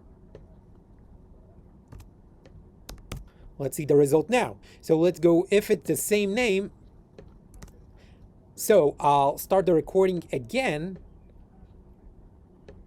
and I'll stop the recording. No profiling data. Basically, nothing happened because nothing actually changed. No, not the state of the parent, and not the. So I can start this again, start the recording, and nothing actually changed here. So I can stop and nothing actually changed since it's the same name. Now let's try something else. Let's try now to change the email. Not change the object, use the same object as before, the same user, only change the email of that object. So let's do a set user. Let's start by doing the set user with a different object. Set user with a new object with an email of admin@academies.com. So now I'm passing the set user a new object. And let's see what happens when the user is a new object and I'm passing to the child a new object of user. Let's see the result now. I'll reload the app, I'll start the recording, and I see that the email is changed to admin@academies. Now I'll stop the recording, and so I see the parent and the child obviously is rendered. The child shows the change, so obviously the child is rendered. Now let's try to do something else. I'll do the set user with a different email, only I'm not going to give it a new object. Rather, I am going to take the user object, go to the email, and pass the email the new value. And now I'm going to set user with the same object, only I took the object and changed the email. Now let's see what happens now. I'll reload the app, I'll clear this, and I'll start recording, and I'll click here and I stop recording. No profiling data. That's because there is no change. The same object, when you do a use state and passing the same object, the same state, it doesn't re-render and it doesn't even render the child. So we got a good understanding on what memo is doing. Basically, memo is doing is I'm not going to render this child unless the child has a use state and it's changing the state, or unless one of the parent is passing a different props to it. So now we understand about the memo and what it caused regarding React rendering process. To recap what we just learned about the memo function, if you take a component and you wrap in a memo function, it will affect when that component will re-render. And a component that is wrapped with the memo function will render in the following occasions. If the memo component has a state, that memo component is using the useState function and is changing a state variable, then that component will, the memo component will render. Another occasion when the memo component will render is if the parent of that component is rendering. For whatever reason, the parent can render because he has a state variable which is he is changing, or one of his parents is rendering, so he's rendering as well. So if the parent of the memo component is rendering and that parent is sending a different props to the memo component, different props meaning object is different. So if you're sending the same number, it won't consider as change. If you're sending the same reference to the same object, is not considered as a change. So if the parent component is rendering and the parent component is sending different props to the memo component, then the memo component will render as well. So the question is, when should you use with the memo function? When should you wrap your component with the memo function? So the thing is, you usually should not use the memo function. So it's not like you're always thinking about bottlenecks and optimization and should you use memo or not. Usually your default thinking mode is not to use the memo function. What you do is you write regular React components. You do not wrap them in memo, and then you take the profiler and you examine your bottlenecks. You check out which renders. When you click a button, something works slow, or when you do this, something works slow. So you check out in your app what actions you are doing that cause your app to work slow. So when you have those actions, you open the profiler, you hit the record button, and then you perform those actions that cause your app to be slow. Then you stop the recording and you check your rendering flame graph. You see that it mentions which component renders as well as how long did it take for those components to render. You check that flame graph and you examine the bottlenecks, those components which render took the longest time. Then you can try to figure out if a component rendering is taking too much time. Maybe I should start thinking, when does that component needs to render? should it render? And if the answer is you examine those bottlenecks and you check that you find those components that render and slows down, that has an expensive rendering process, and you examine it, if those components need to render when even one of their props is changing, then you should wrap those components in memo. If you have something more specific, then you shouldn't use the memo. You should use that useMemo hook, which we'll demonstrate now. So wrap in memo only if you have a component with an expensive render and you prove that using the profiler, as well as also that component should render when even one of its props is changing. This is when you use memo. So I can say that it's not that common to use the memo function. Use the profiler to understand the real occasions where you actually need to use that memo function. We are talking in this lesson about best practices when sending props to component. So if I'm wrapping a component with memo, does this affect the way I think regarding props that we're sending to the child component? Do I need to rethink how I'm sending props? Maybe I need to memo those props or not. So to demonstrate best practices of sending props to a memo component, let's see another use case that can happen on our components. I have my parent component, and my parent component is sending a user. One of the example we set before is we set a counter which we incremented every button click, and we saw that when we did this, the child component did not render. So let's review this example again. I'm going back to my profiler, and I'm going to record the app again, and I'm going to click the button like the first example. And we saw in the first example that the child component did not render, only the parent component render. And let's try to do something else. Let's go back to our example, and now let's try to do something else. Let's say my user component, I'm not taking that user component from the state. The state always returns the same object, in this case, the same user object. So I'm always sending the same user object. But let's say what will happen if instead of the user from the state, I'll send email an object which I'm creating here, which will set the email to, let's say, hello@academies.com. Now let's see what happens again in our example of incrementing the counter. So let's reload our app, let's start the recording, and let's press this button again and then stop the recording. This time we see that the child component did render. And the fact is that it rendered because every time the parent rendered, it created a new object for the user. And React considered the new object as a different prop. The prop changed because you created a new object. Even if that object has the same field, email, with the same value, still you are creating a new object, a new pointer to an area in the memory.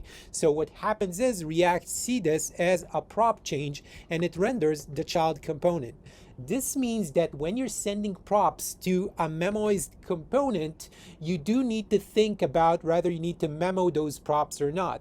In this case, if we didn't memo that user, what would happen is we will lose the benefit of the performance of the memo. Basically, our memo is useless. So when you're sending props to a memo component, there is a consideration about memoizing those props or not. So instead of creating the user like this, I could have created that user using the useMemo hook with a function that returns and jumps only at first and returns that object of a user with the email of hello@academies.com. So let's place this email here, and I'm creating the user using useMemo, and now I'm passing that user instead of regenerating that object here.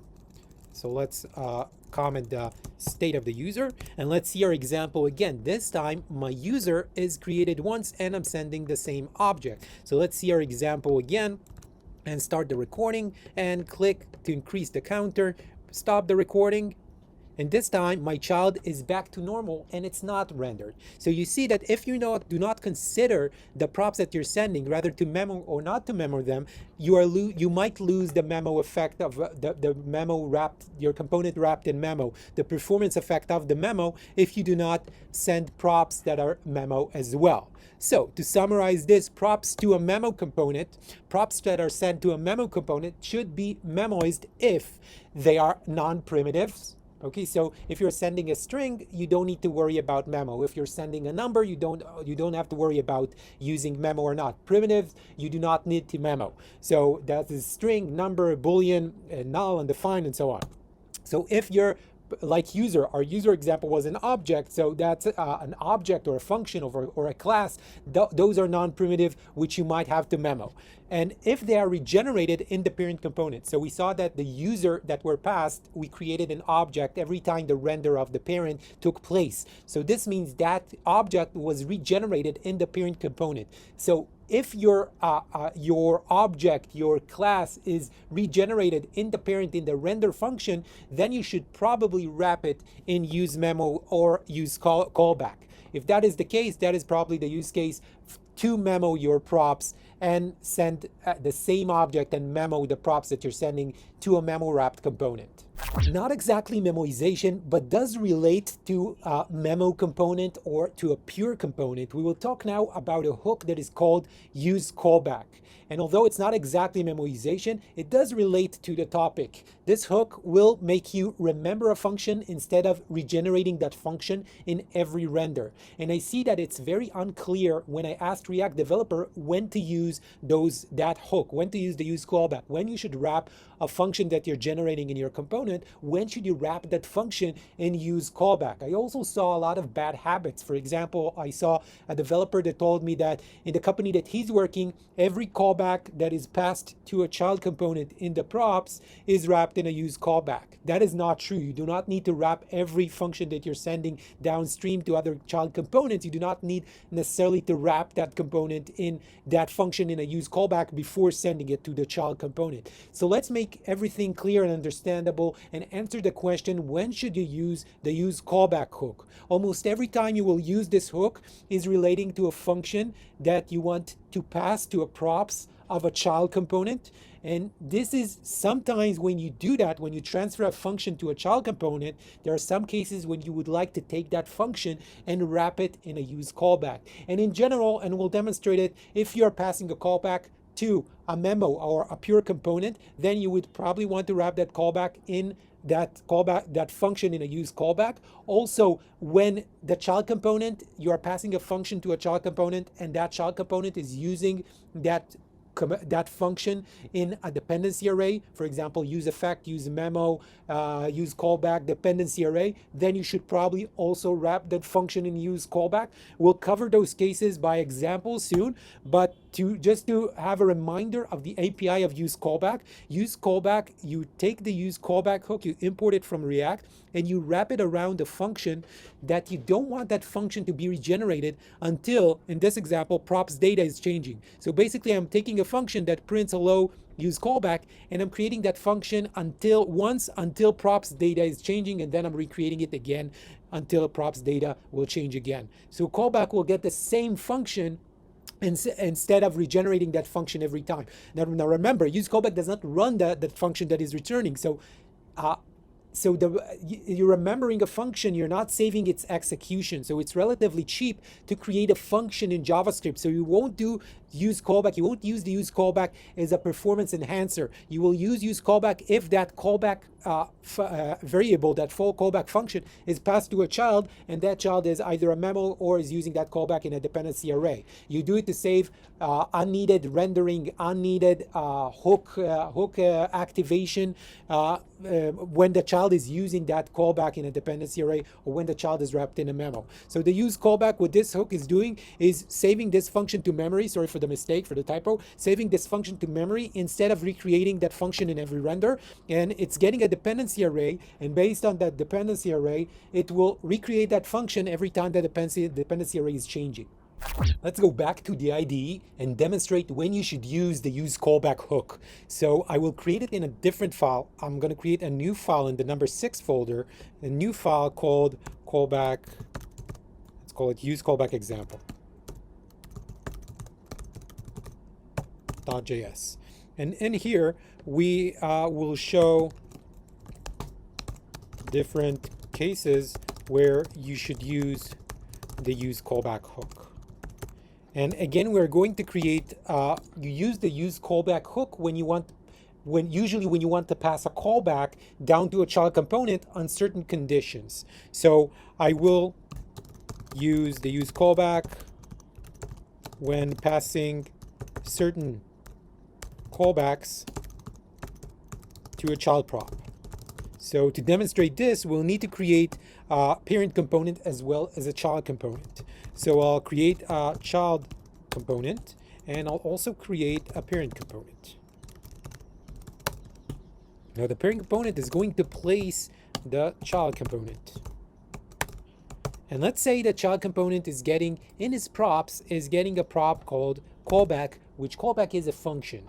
So in here, the parent needs to pass the callback to, the callback to the child.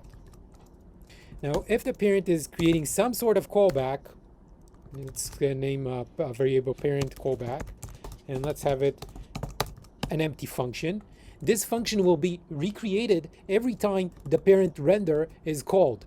And if I'm passing the child the parent callback, this callback will be created every time the render is created, so the child will get a new function every render.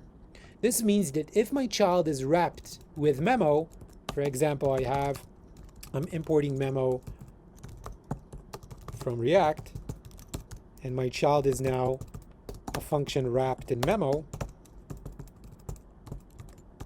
and my child is now wrapped in memo. If I won't be careful with a memo function, I'm always going to generate the function from scratch every time the parent renders. This means that the child memo loses its benefits, it's going to render every time the parent is rendered.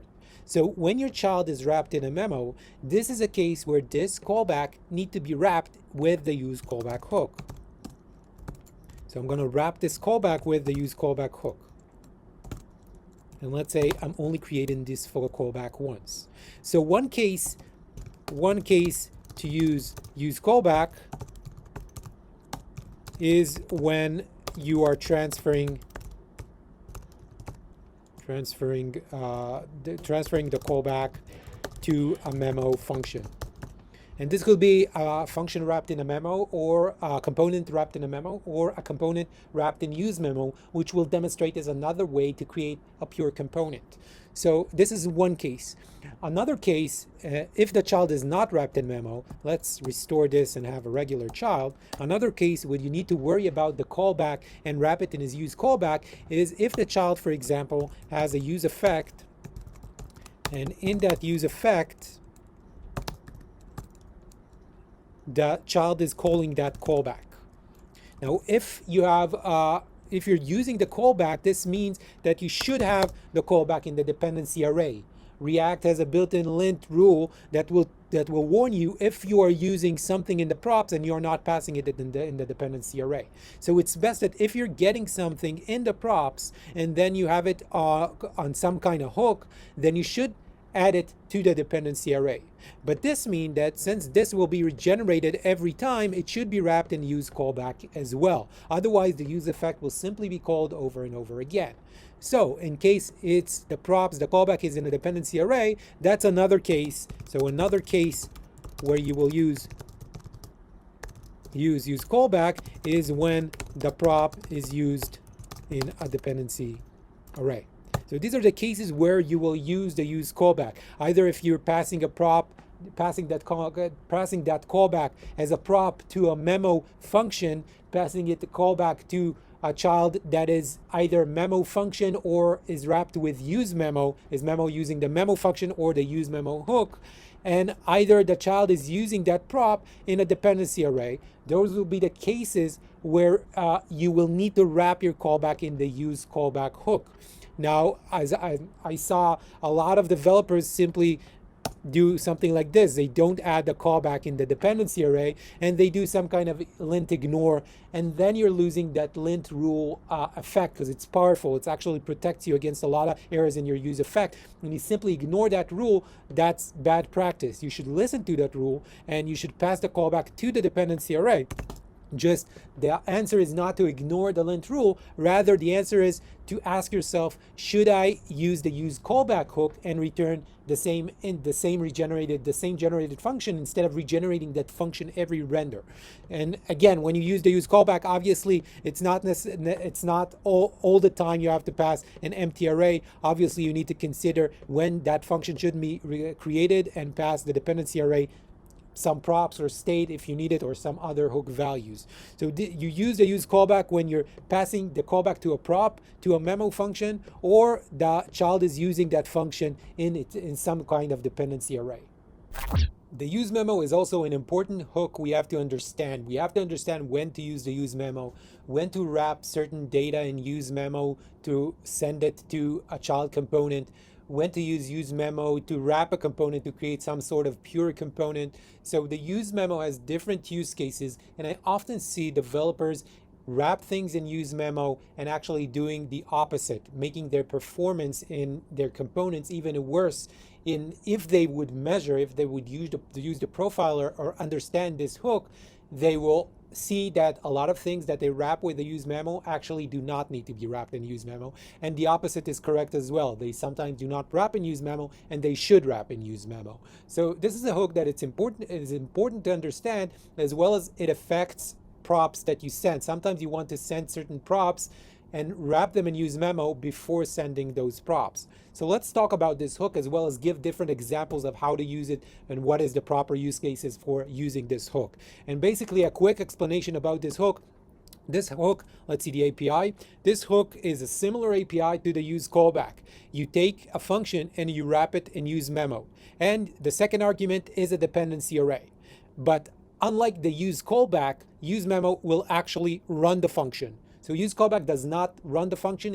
useCallback is simply creating that function. useMemo is actually running that function whenever the dependency array is changing. And this allows us to memo the return value of this function. And the usage of this is, as we said, to prevent in the render certain calculation from repeating. This save you performance gain in cost of a memory. Remember, performance gain is not always the case. If you have certain small loops, then you wrap in useMemo. It often be more expensive to wrap in useMemo than the actual thing that you're saving. So understand that you have to wrap, if you want the performance gain, you have to wrap significant loops, like looping for a rate that you don't know the size and can potentially be millions. This is the case when you wrap in useMemo. You do not wrap in a loop that iterates over 10 elements or so. This is unneeded, and it will probably not save you and not give you any performance gain, but do the opposite. So one use case of the useMemo is actually to try to improve performance. Another use case is to wrap props that you want that props not to be regenerated. For the examples, similar examples to like we saw in the useCallback, if you passing those props to a memo component, or you're passing those props and the child is using those props as dependency array. So those are different cases when you will want to, like useCallback, wrap those props in a useMemo and only create them when they actually need to be created.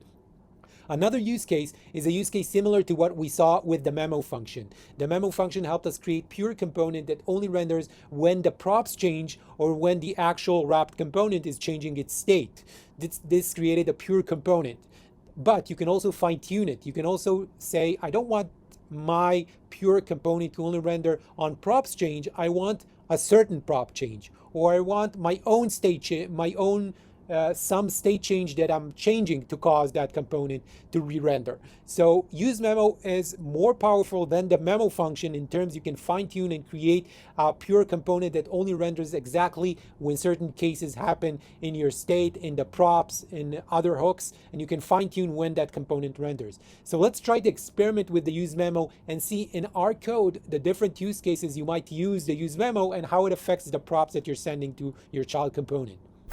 Going back to the IDE, let's try to experiment with the useMemo hook and try to understand how the useMemo hook sometimes also affects the props that you need to send to a component.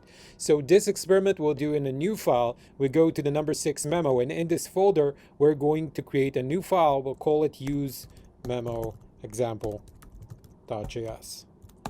And again, we'll create something similar to the previous example. We'll create a parent component that is placing a child component. So we'll do, let's do this as child component.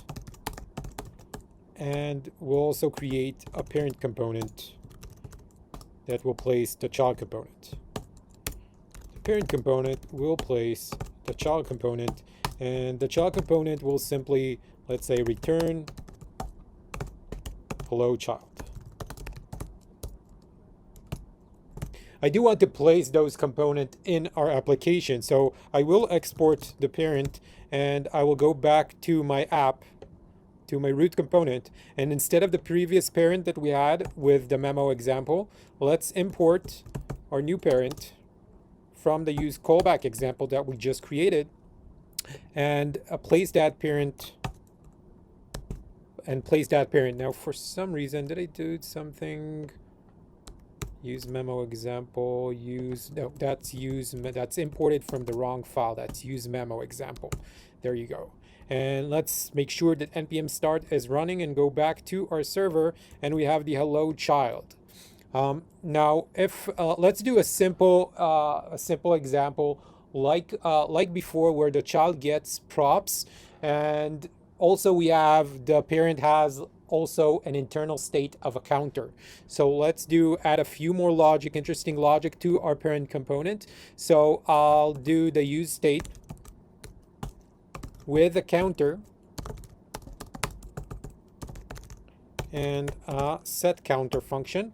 And let's start with a simple example where I have a button in the parent component, and that button will on click will call a set counter with a counter +1, and inside the button we'll place a text, click me, and print the counter. Similar example like before. So now we have the click me and it's incremented by 1. Now if we record our application and stop the recording, we saw that the child component, which is here, doesn't have a lot of logic, so it's really short, but the child component is here, and it's rendered every time we click the button. Makes sense. It's not a memo component. So what I can do is, whenever I call the set counter and increment the counter by 1, it causes the parent to render, and since the child is not a memo component, it causes the child to render as well. Now let's do something like this. I can use the useMemo hook. So this is one usage that you can use the useMemo hook.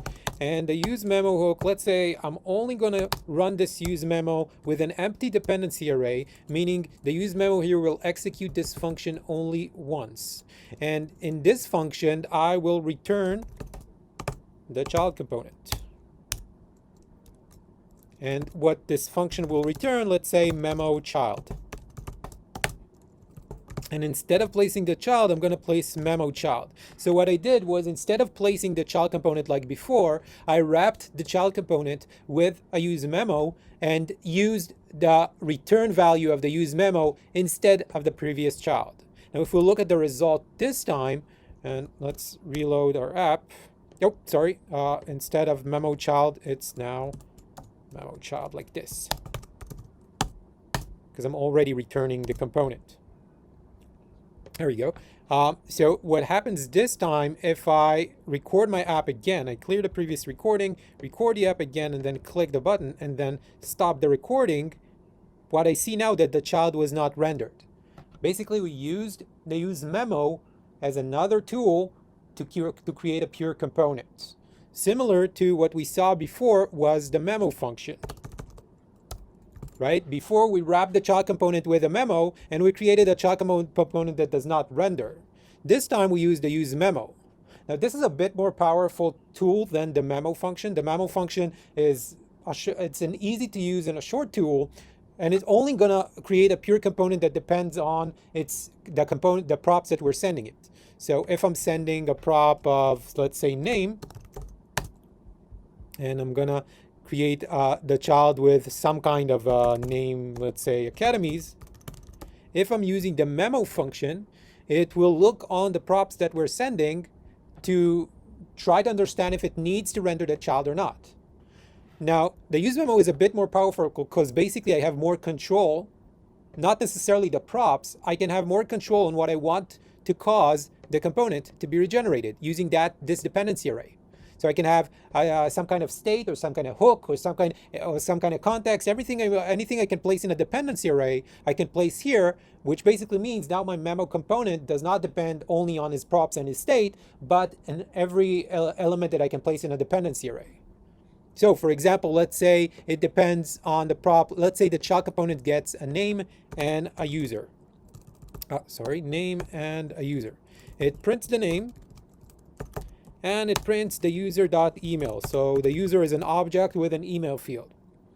Now I want to create a pure component that doesn't look at the name at all. This is something that the memo will look at the name. So I don't care about the name. I only want it to change when the user object change. So this gives me more control on what causes the pure component to change. Unlike memo, which will look at the name and the user, this time I want to only look at the user.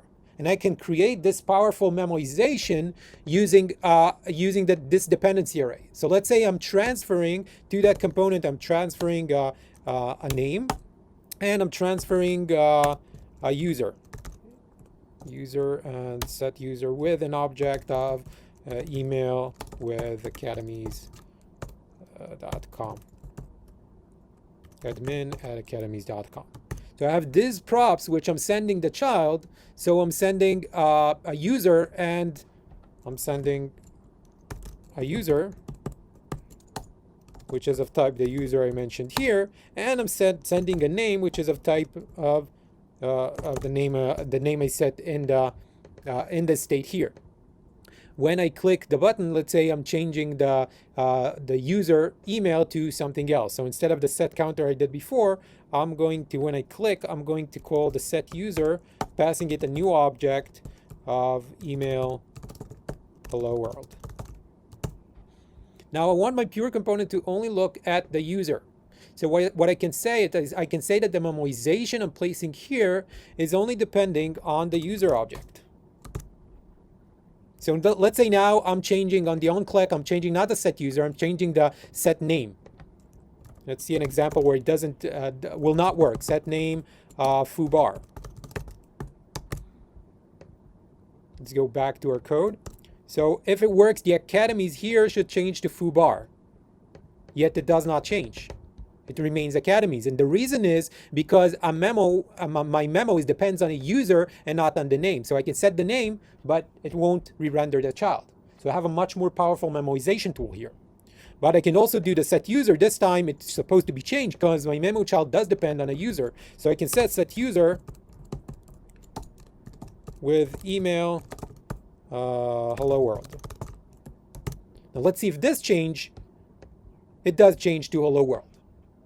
So we have one usage of useMemo, which I think a lot of React developers are not aware even that they have a memoization tool, nor they are aware that they should use the profiler tool to understand bottlenecks and heavy renders that they have, and then try to think about useMemo, memo. So one tool they had that the useMemo is used for, useMemo is used for a powerful component memoization tool. So this is one usage of the useMemo. Now, obviously, this affects also the props that you're sending. Remember, if you have a memoized component, you should bear in mind when you're passing the props that cause this component to render, you might need to wrap with a useCallback, with a useMemo, or whatever it is that you need to control that the prop will not be regenerated every time the parent is rendered. So memo component that is memo, understand the memoization trigger, what triggers the component to regenerate. And based on that trigger, you should look at the props and determine if the props need to be memoized as well. Memo component does affect the props that you send, and you might need to memo those props and not regenerate them on every render of that component. Another usage you can you use the useMemo hook is if you want to save some sort of heavy calculation that is done in every render. So for example, let's say the parent has some heavy calculation. Now the term heavy calculation needs to be defined. So not every loop iteration, not everything that is you need to iterate on some sort of array or some sort of iterable object is necessarily considered heavy calculation. And the way I examine it is if I have doubts regarding what is heavy calculation, I go back to the profiler and I check how long it takes to render the component with useMemo and without useMemo. And you'll be surprised how many times I was wrong, how many times I thought something is heavy calculation, and then I compared it with a useMemo and without a useMemo, and then I found out it was not a heavy calculation. So not every loop that you iterate on should be wrapped in a useMemo. So if you have a heavy calculation, which you don't want this to be run every render of the parent, but you want to have a selective renders where this heavy calculation is going to be run, then you can take this heavy calculation and wrap it with a useMemo, and then you can specify in the dependency array of the useMemo when you want that heavy calculation to be triggered. Whoa, sorry, I think I misplaced it. Okay. So this is another, probably the most popular useMemo usage, is to try to save performance. Unfortunately, when I noticed the useMemo for React developers that use it to save performance, the majority of cases, they do not save performance. Rather, they wrap code that is not heavy calculation. They did not check the profiler, and they're just making their whole code harder to understand. Even for them, if they return to it, there's such a lot of stuff that are wrapped in useMemo. It's hard to really understand and grasp what I wrote here. Also, its cost, the cost on the memory is more than what you save on the calculation. So if you have doubts what is heavy calculation, obviously I can't define it here because there are many things that are heavy calculation and there are many things that are not. There is not a fixed formula in what is heavy calculation. For example, a lot of cryptographic stuff are heavy calculation. A lot of image manipulation stuff are heavy calculation. On contrast, a lot of stuff that you get from the server loops are not necessarily heavy calculation. So the best thing to do is, if you have doubts, check the profiler. If you're sure that you might have heavy calculation, and it's also true if you might have sometimes heavy calculation. Let's say you're querying the server and you get sometimes an array of 100 results, sometimes an array of 1 million results. In that case, yeah, it could be heavy calculation. It's best to wrap it with a useMemo. But again, the key point here is not to be certain that every loop needs to be wrapped in heavy calculation. Use the profiler to check the performance and compare with a useMemo and without. So this is another usage of useMemo.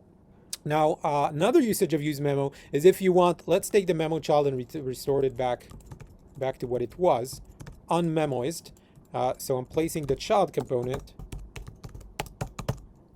And let's say the child component has a certain use effect on that is triggered on the user. And he has a certain logic here. In this case, I cannot take the user and I cannot regenerate the user in the child like this. Right? This will regenerate the user object in every render of the parent. I'm going to create a new object here, which will in turn turn on the use effect, and the use effect will constantly run. In those cases, what I usually would like to do is wrap this creation of the user object with a useMemo. In that case, I can do a useMemo and generate the user component only when certain conditions actually happen. So in here, I might generate and return a user object in certain conditions. So again, the key point is to understand what is the child component. Is it a memo component or not? Is the child component using the prop I'm sending in a dependency array? And if so, when I want that use effect to be triggered, and then activate this logic in the useMemo. So the useMemo does affect the props that we're sending. We sometimes need to wrap those props with a useMemo. So consider what is done with the prop that you're sending. Is it part of a dependency array? Is it part of a pure component that affects when that child component is rendered?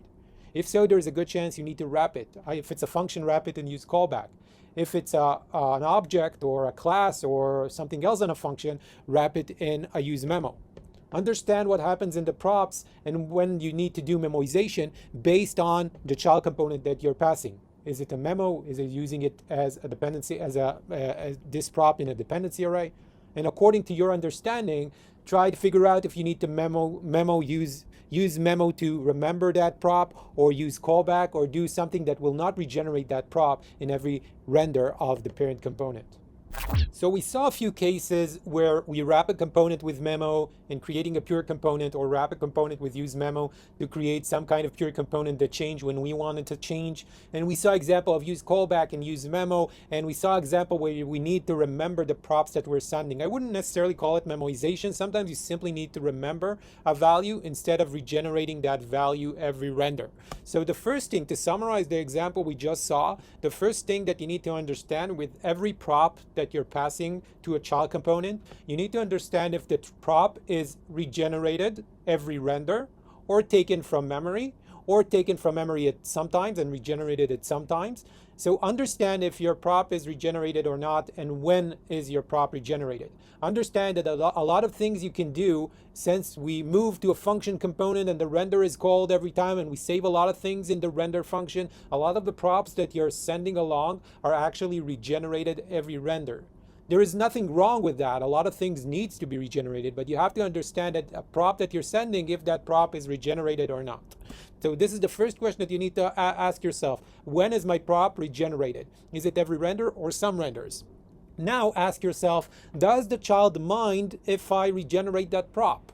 So if a child expects that prop to be the same, expects that callback that you send to be the same callback and not regenerated, expect that user object to be the same and not regenerated every render. Is the child is a memo and expecting the same prop? Is the child placing that prop in a dependency array and expecting the same prop? After you understand if a prop is regenerated or not, you need to understand what the child expects. Does the child expect this prop to be regenerated or not? And based on that, you need to some kind of mechanism to remember the value instead of regenerating that value. So if the child is expecting not the prop not to be regenerated, you have to use some kind of hook to make that prop not regenerated every render. So you can use the useMemo, you can use the useCallback, you can use the useRef. If it's stored in the state, it's also returned the same value. So you have different hooks that you can use to avoid that regeneration of a prop. Now a child is relevant, a child is looking at the prop regeneration. If it's a memo child, then he expect that prop not to be, probably expect that prop not to be regenerated every render. And if the child is using the props in a dependency array, probably is expecting this prop not to be regenerated every render. So if those cases happen, you should probably use one of the different hooks that we have, like useRef, useCallback, useState, useMemo that we saw, to remember the same value instead of regenerating that value. So the important thing is to understand, when is my prop regenerated? If it's regenerated in every render, when do I want that prop to be regenerated? And what does the child expect? When does the child expect for that prop to be regenerated?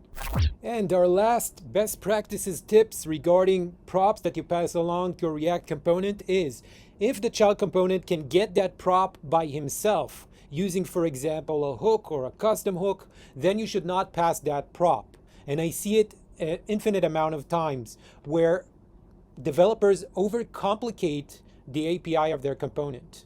They have tons of props that they use in that component, which is simply unnecessary. Same goes for the state. They use a lot of state that sometimes are unneeded. So pay attention to your component API. Pay attention to the props that you pass to your component. Can your component get those props himself?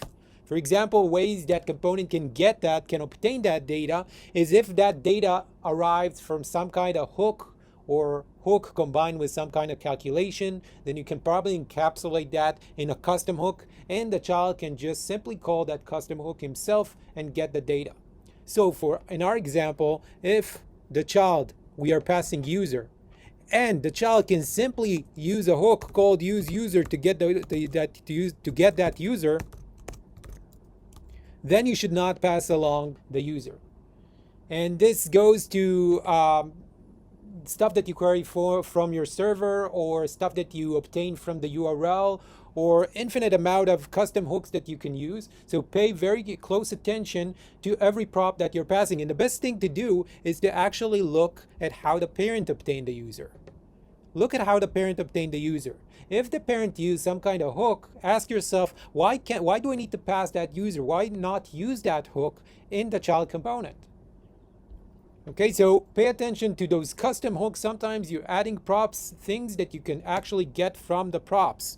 And instead of copy pasting code, you can use custom hooks. Instead of passing props, you can obtain them using custom hooks.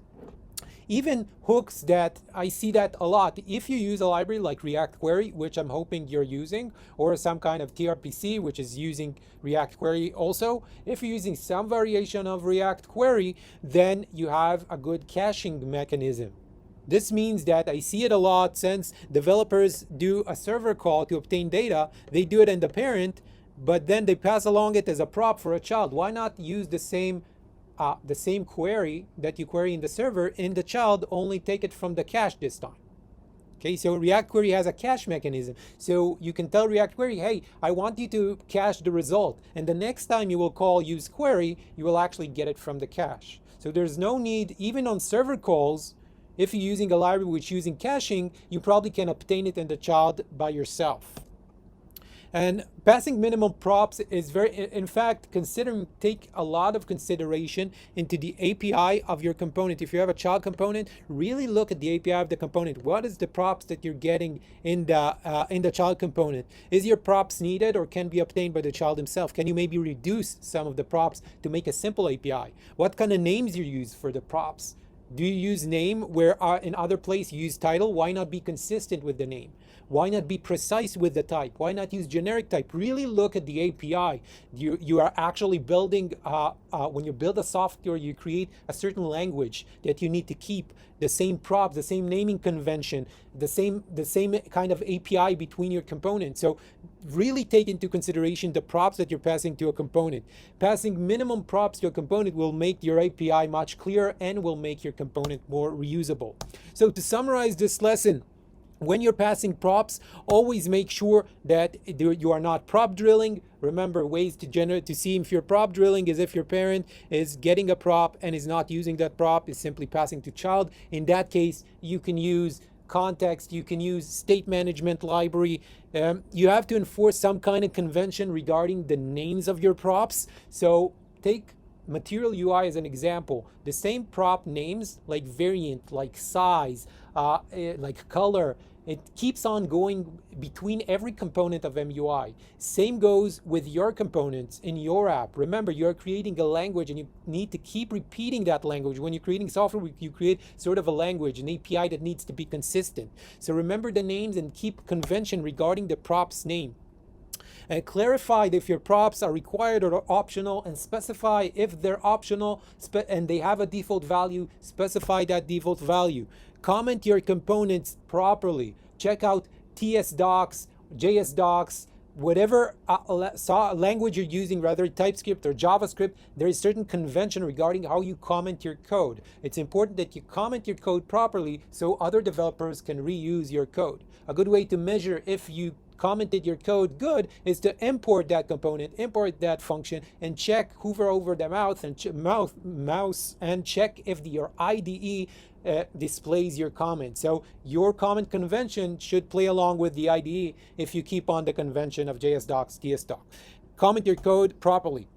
If you use TypeScript, there are often times when you need to use generic types in your component. Remember, components support generic types and you often need to use it. And a lot of cases I see developers not using generic types in their component and their component types. Remember to memorize some props. Some props need to be remembered and not regenerated. Understand which props are generated and which are remembered. Understand if your child component expects that prop to be regenerated or expect that prop to be remembered.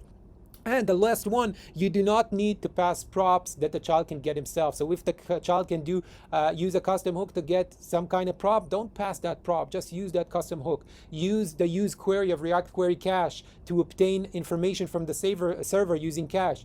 Do not all the time, don't pass props that you actually can obtain yourself. So do you have other tips, other best practices regarding props that you're sending in React? If so, don't forget to write them in the comment. Hope this video helped and clarified what are the best practices regarding passing props, and let's continue with the next lesson. Thank you for watching.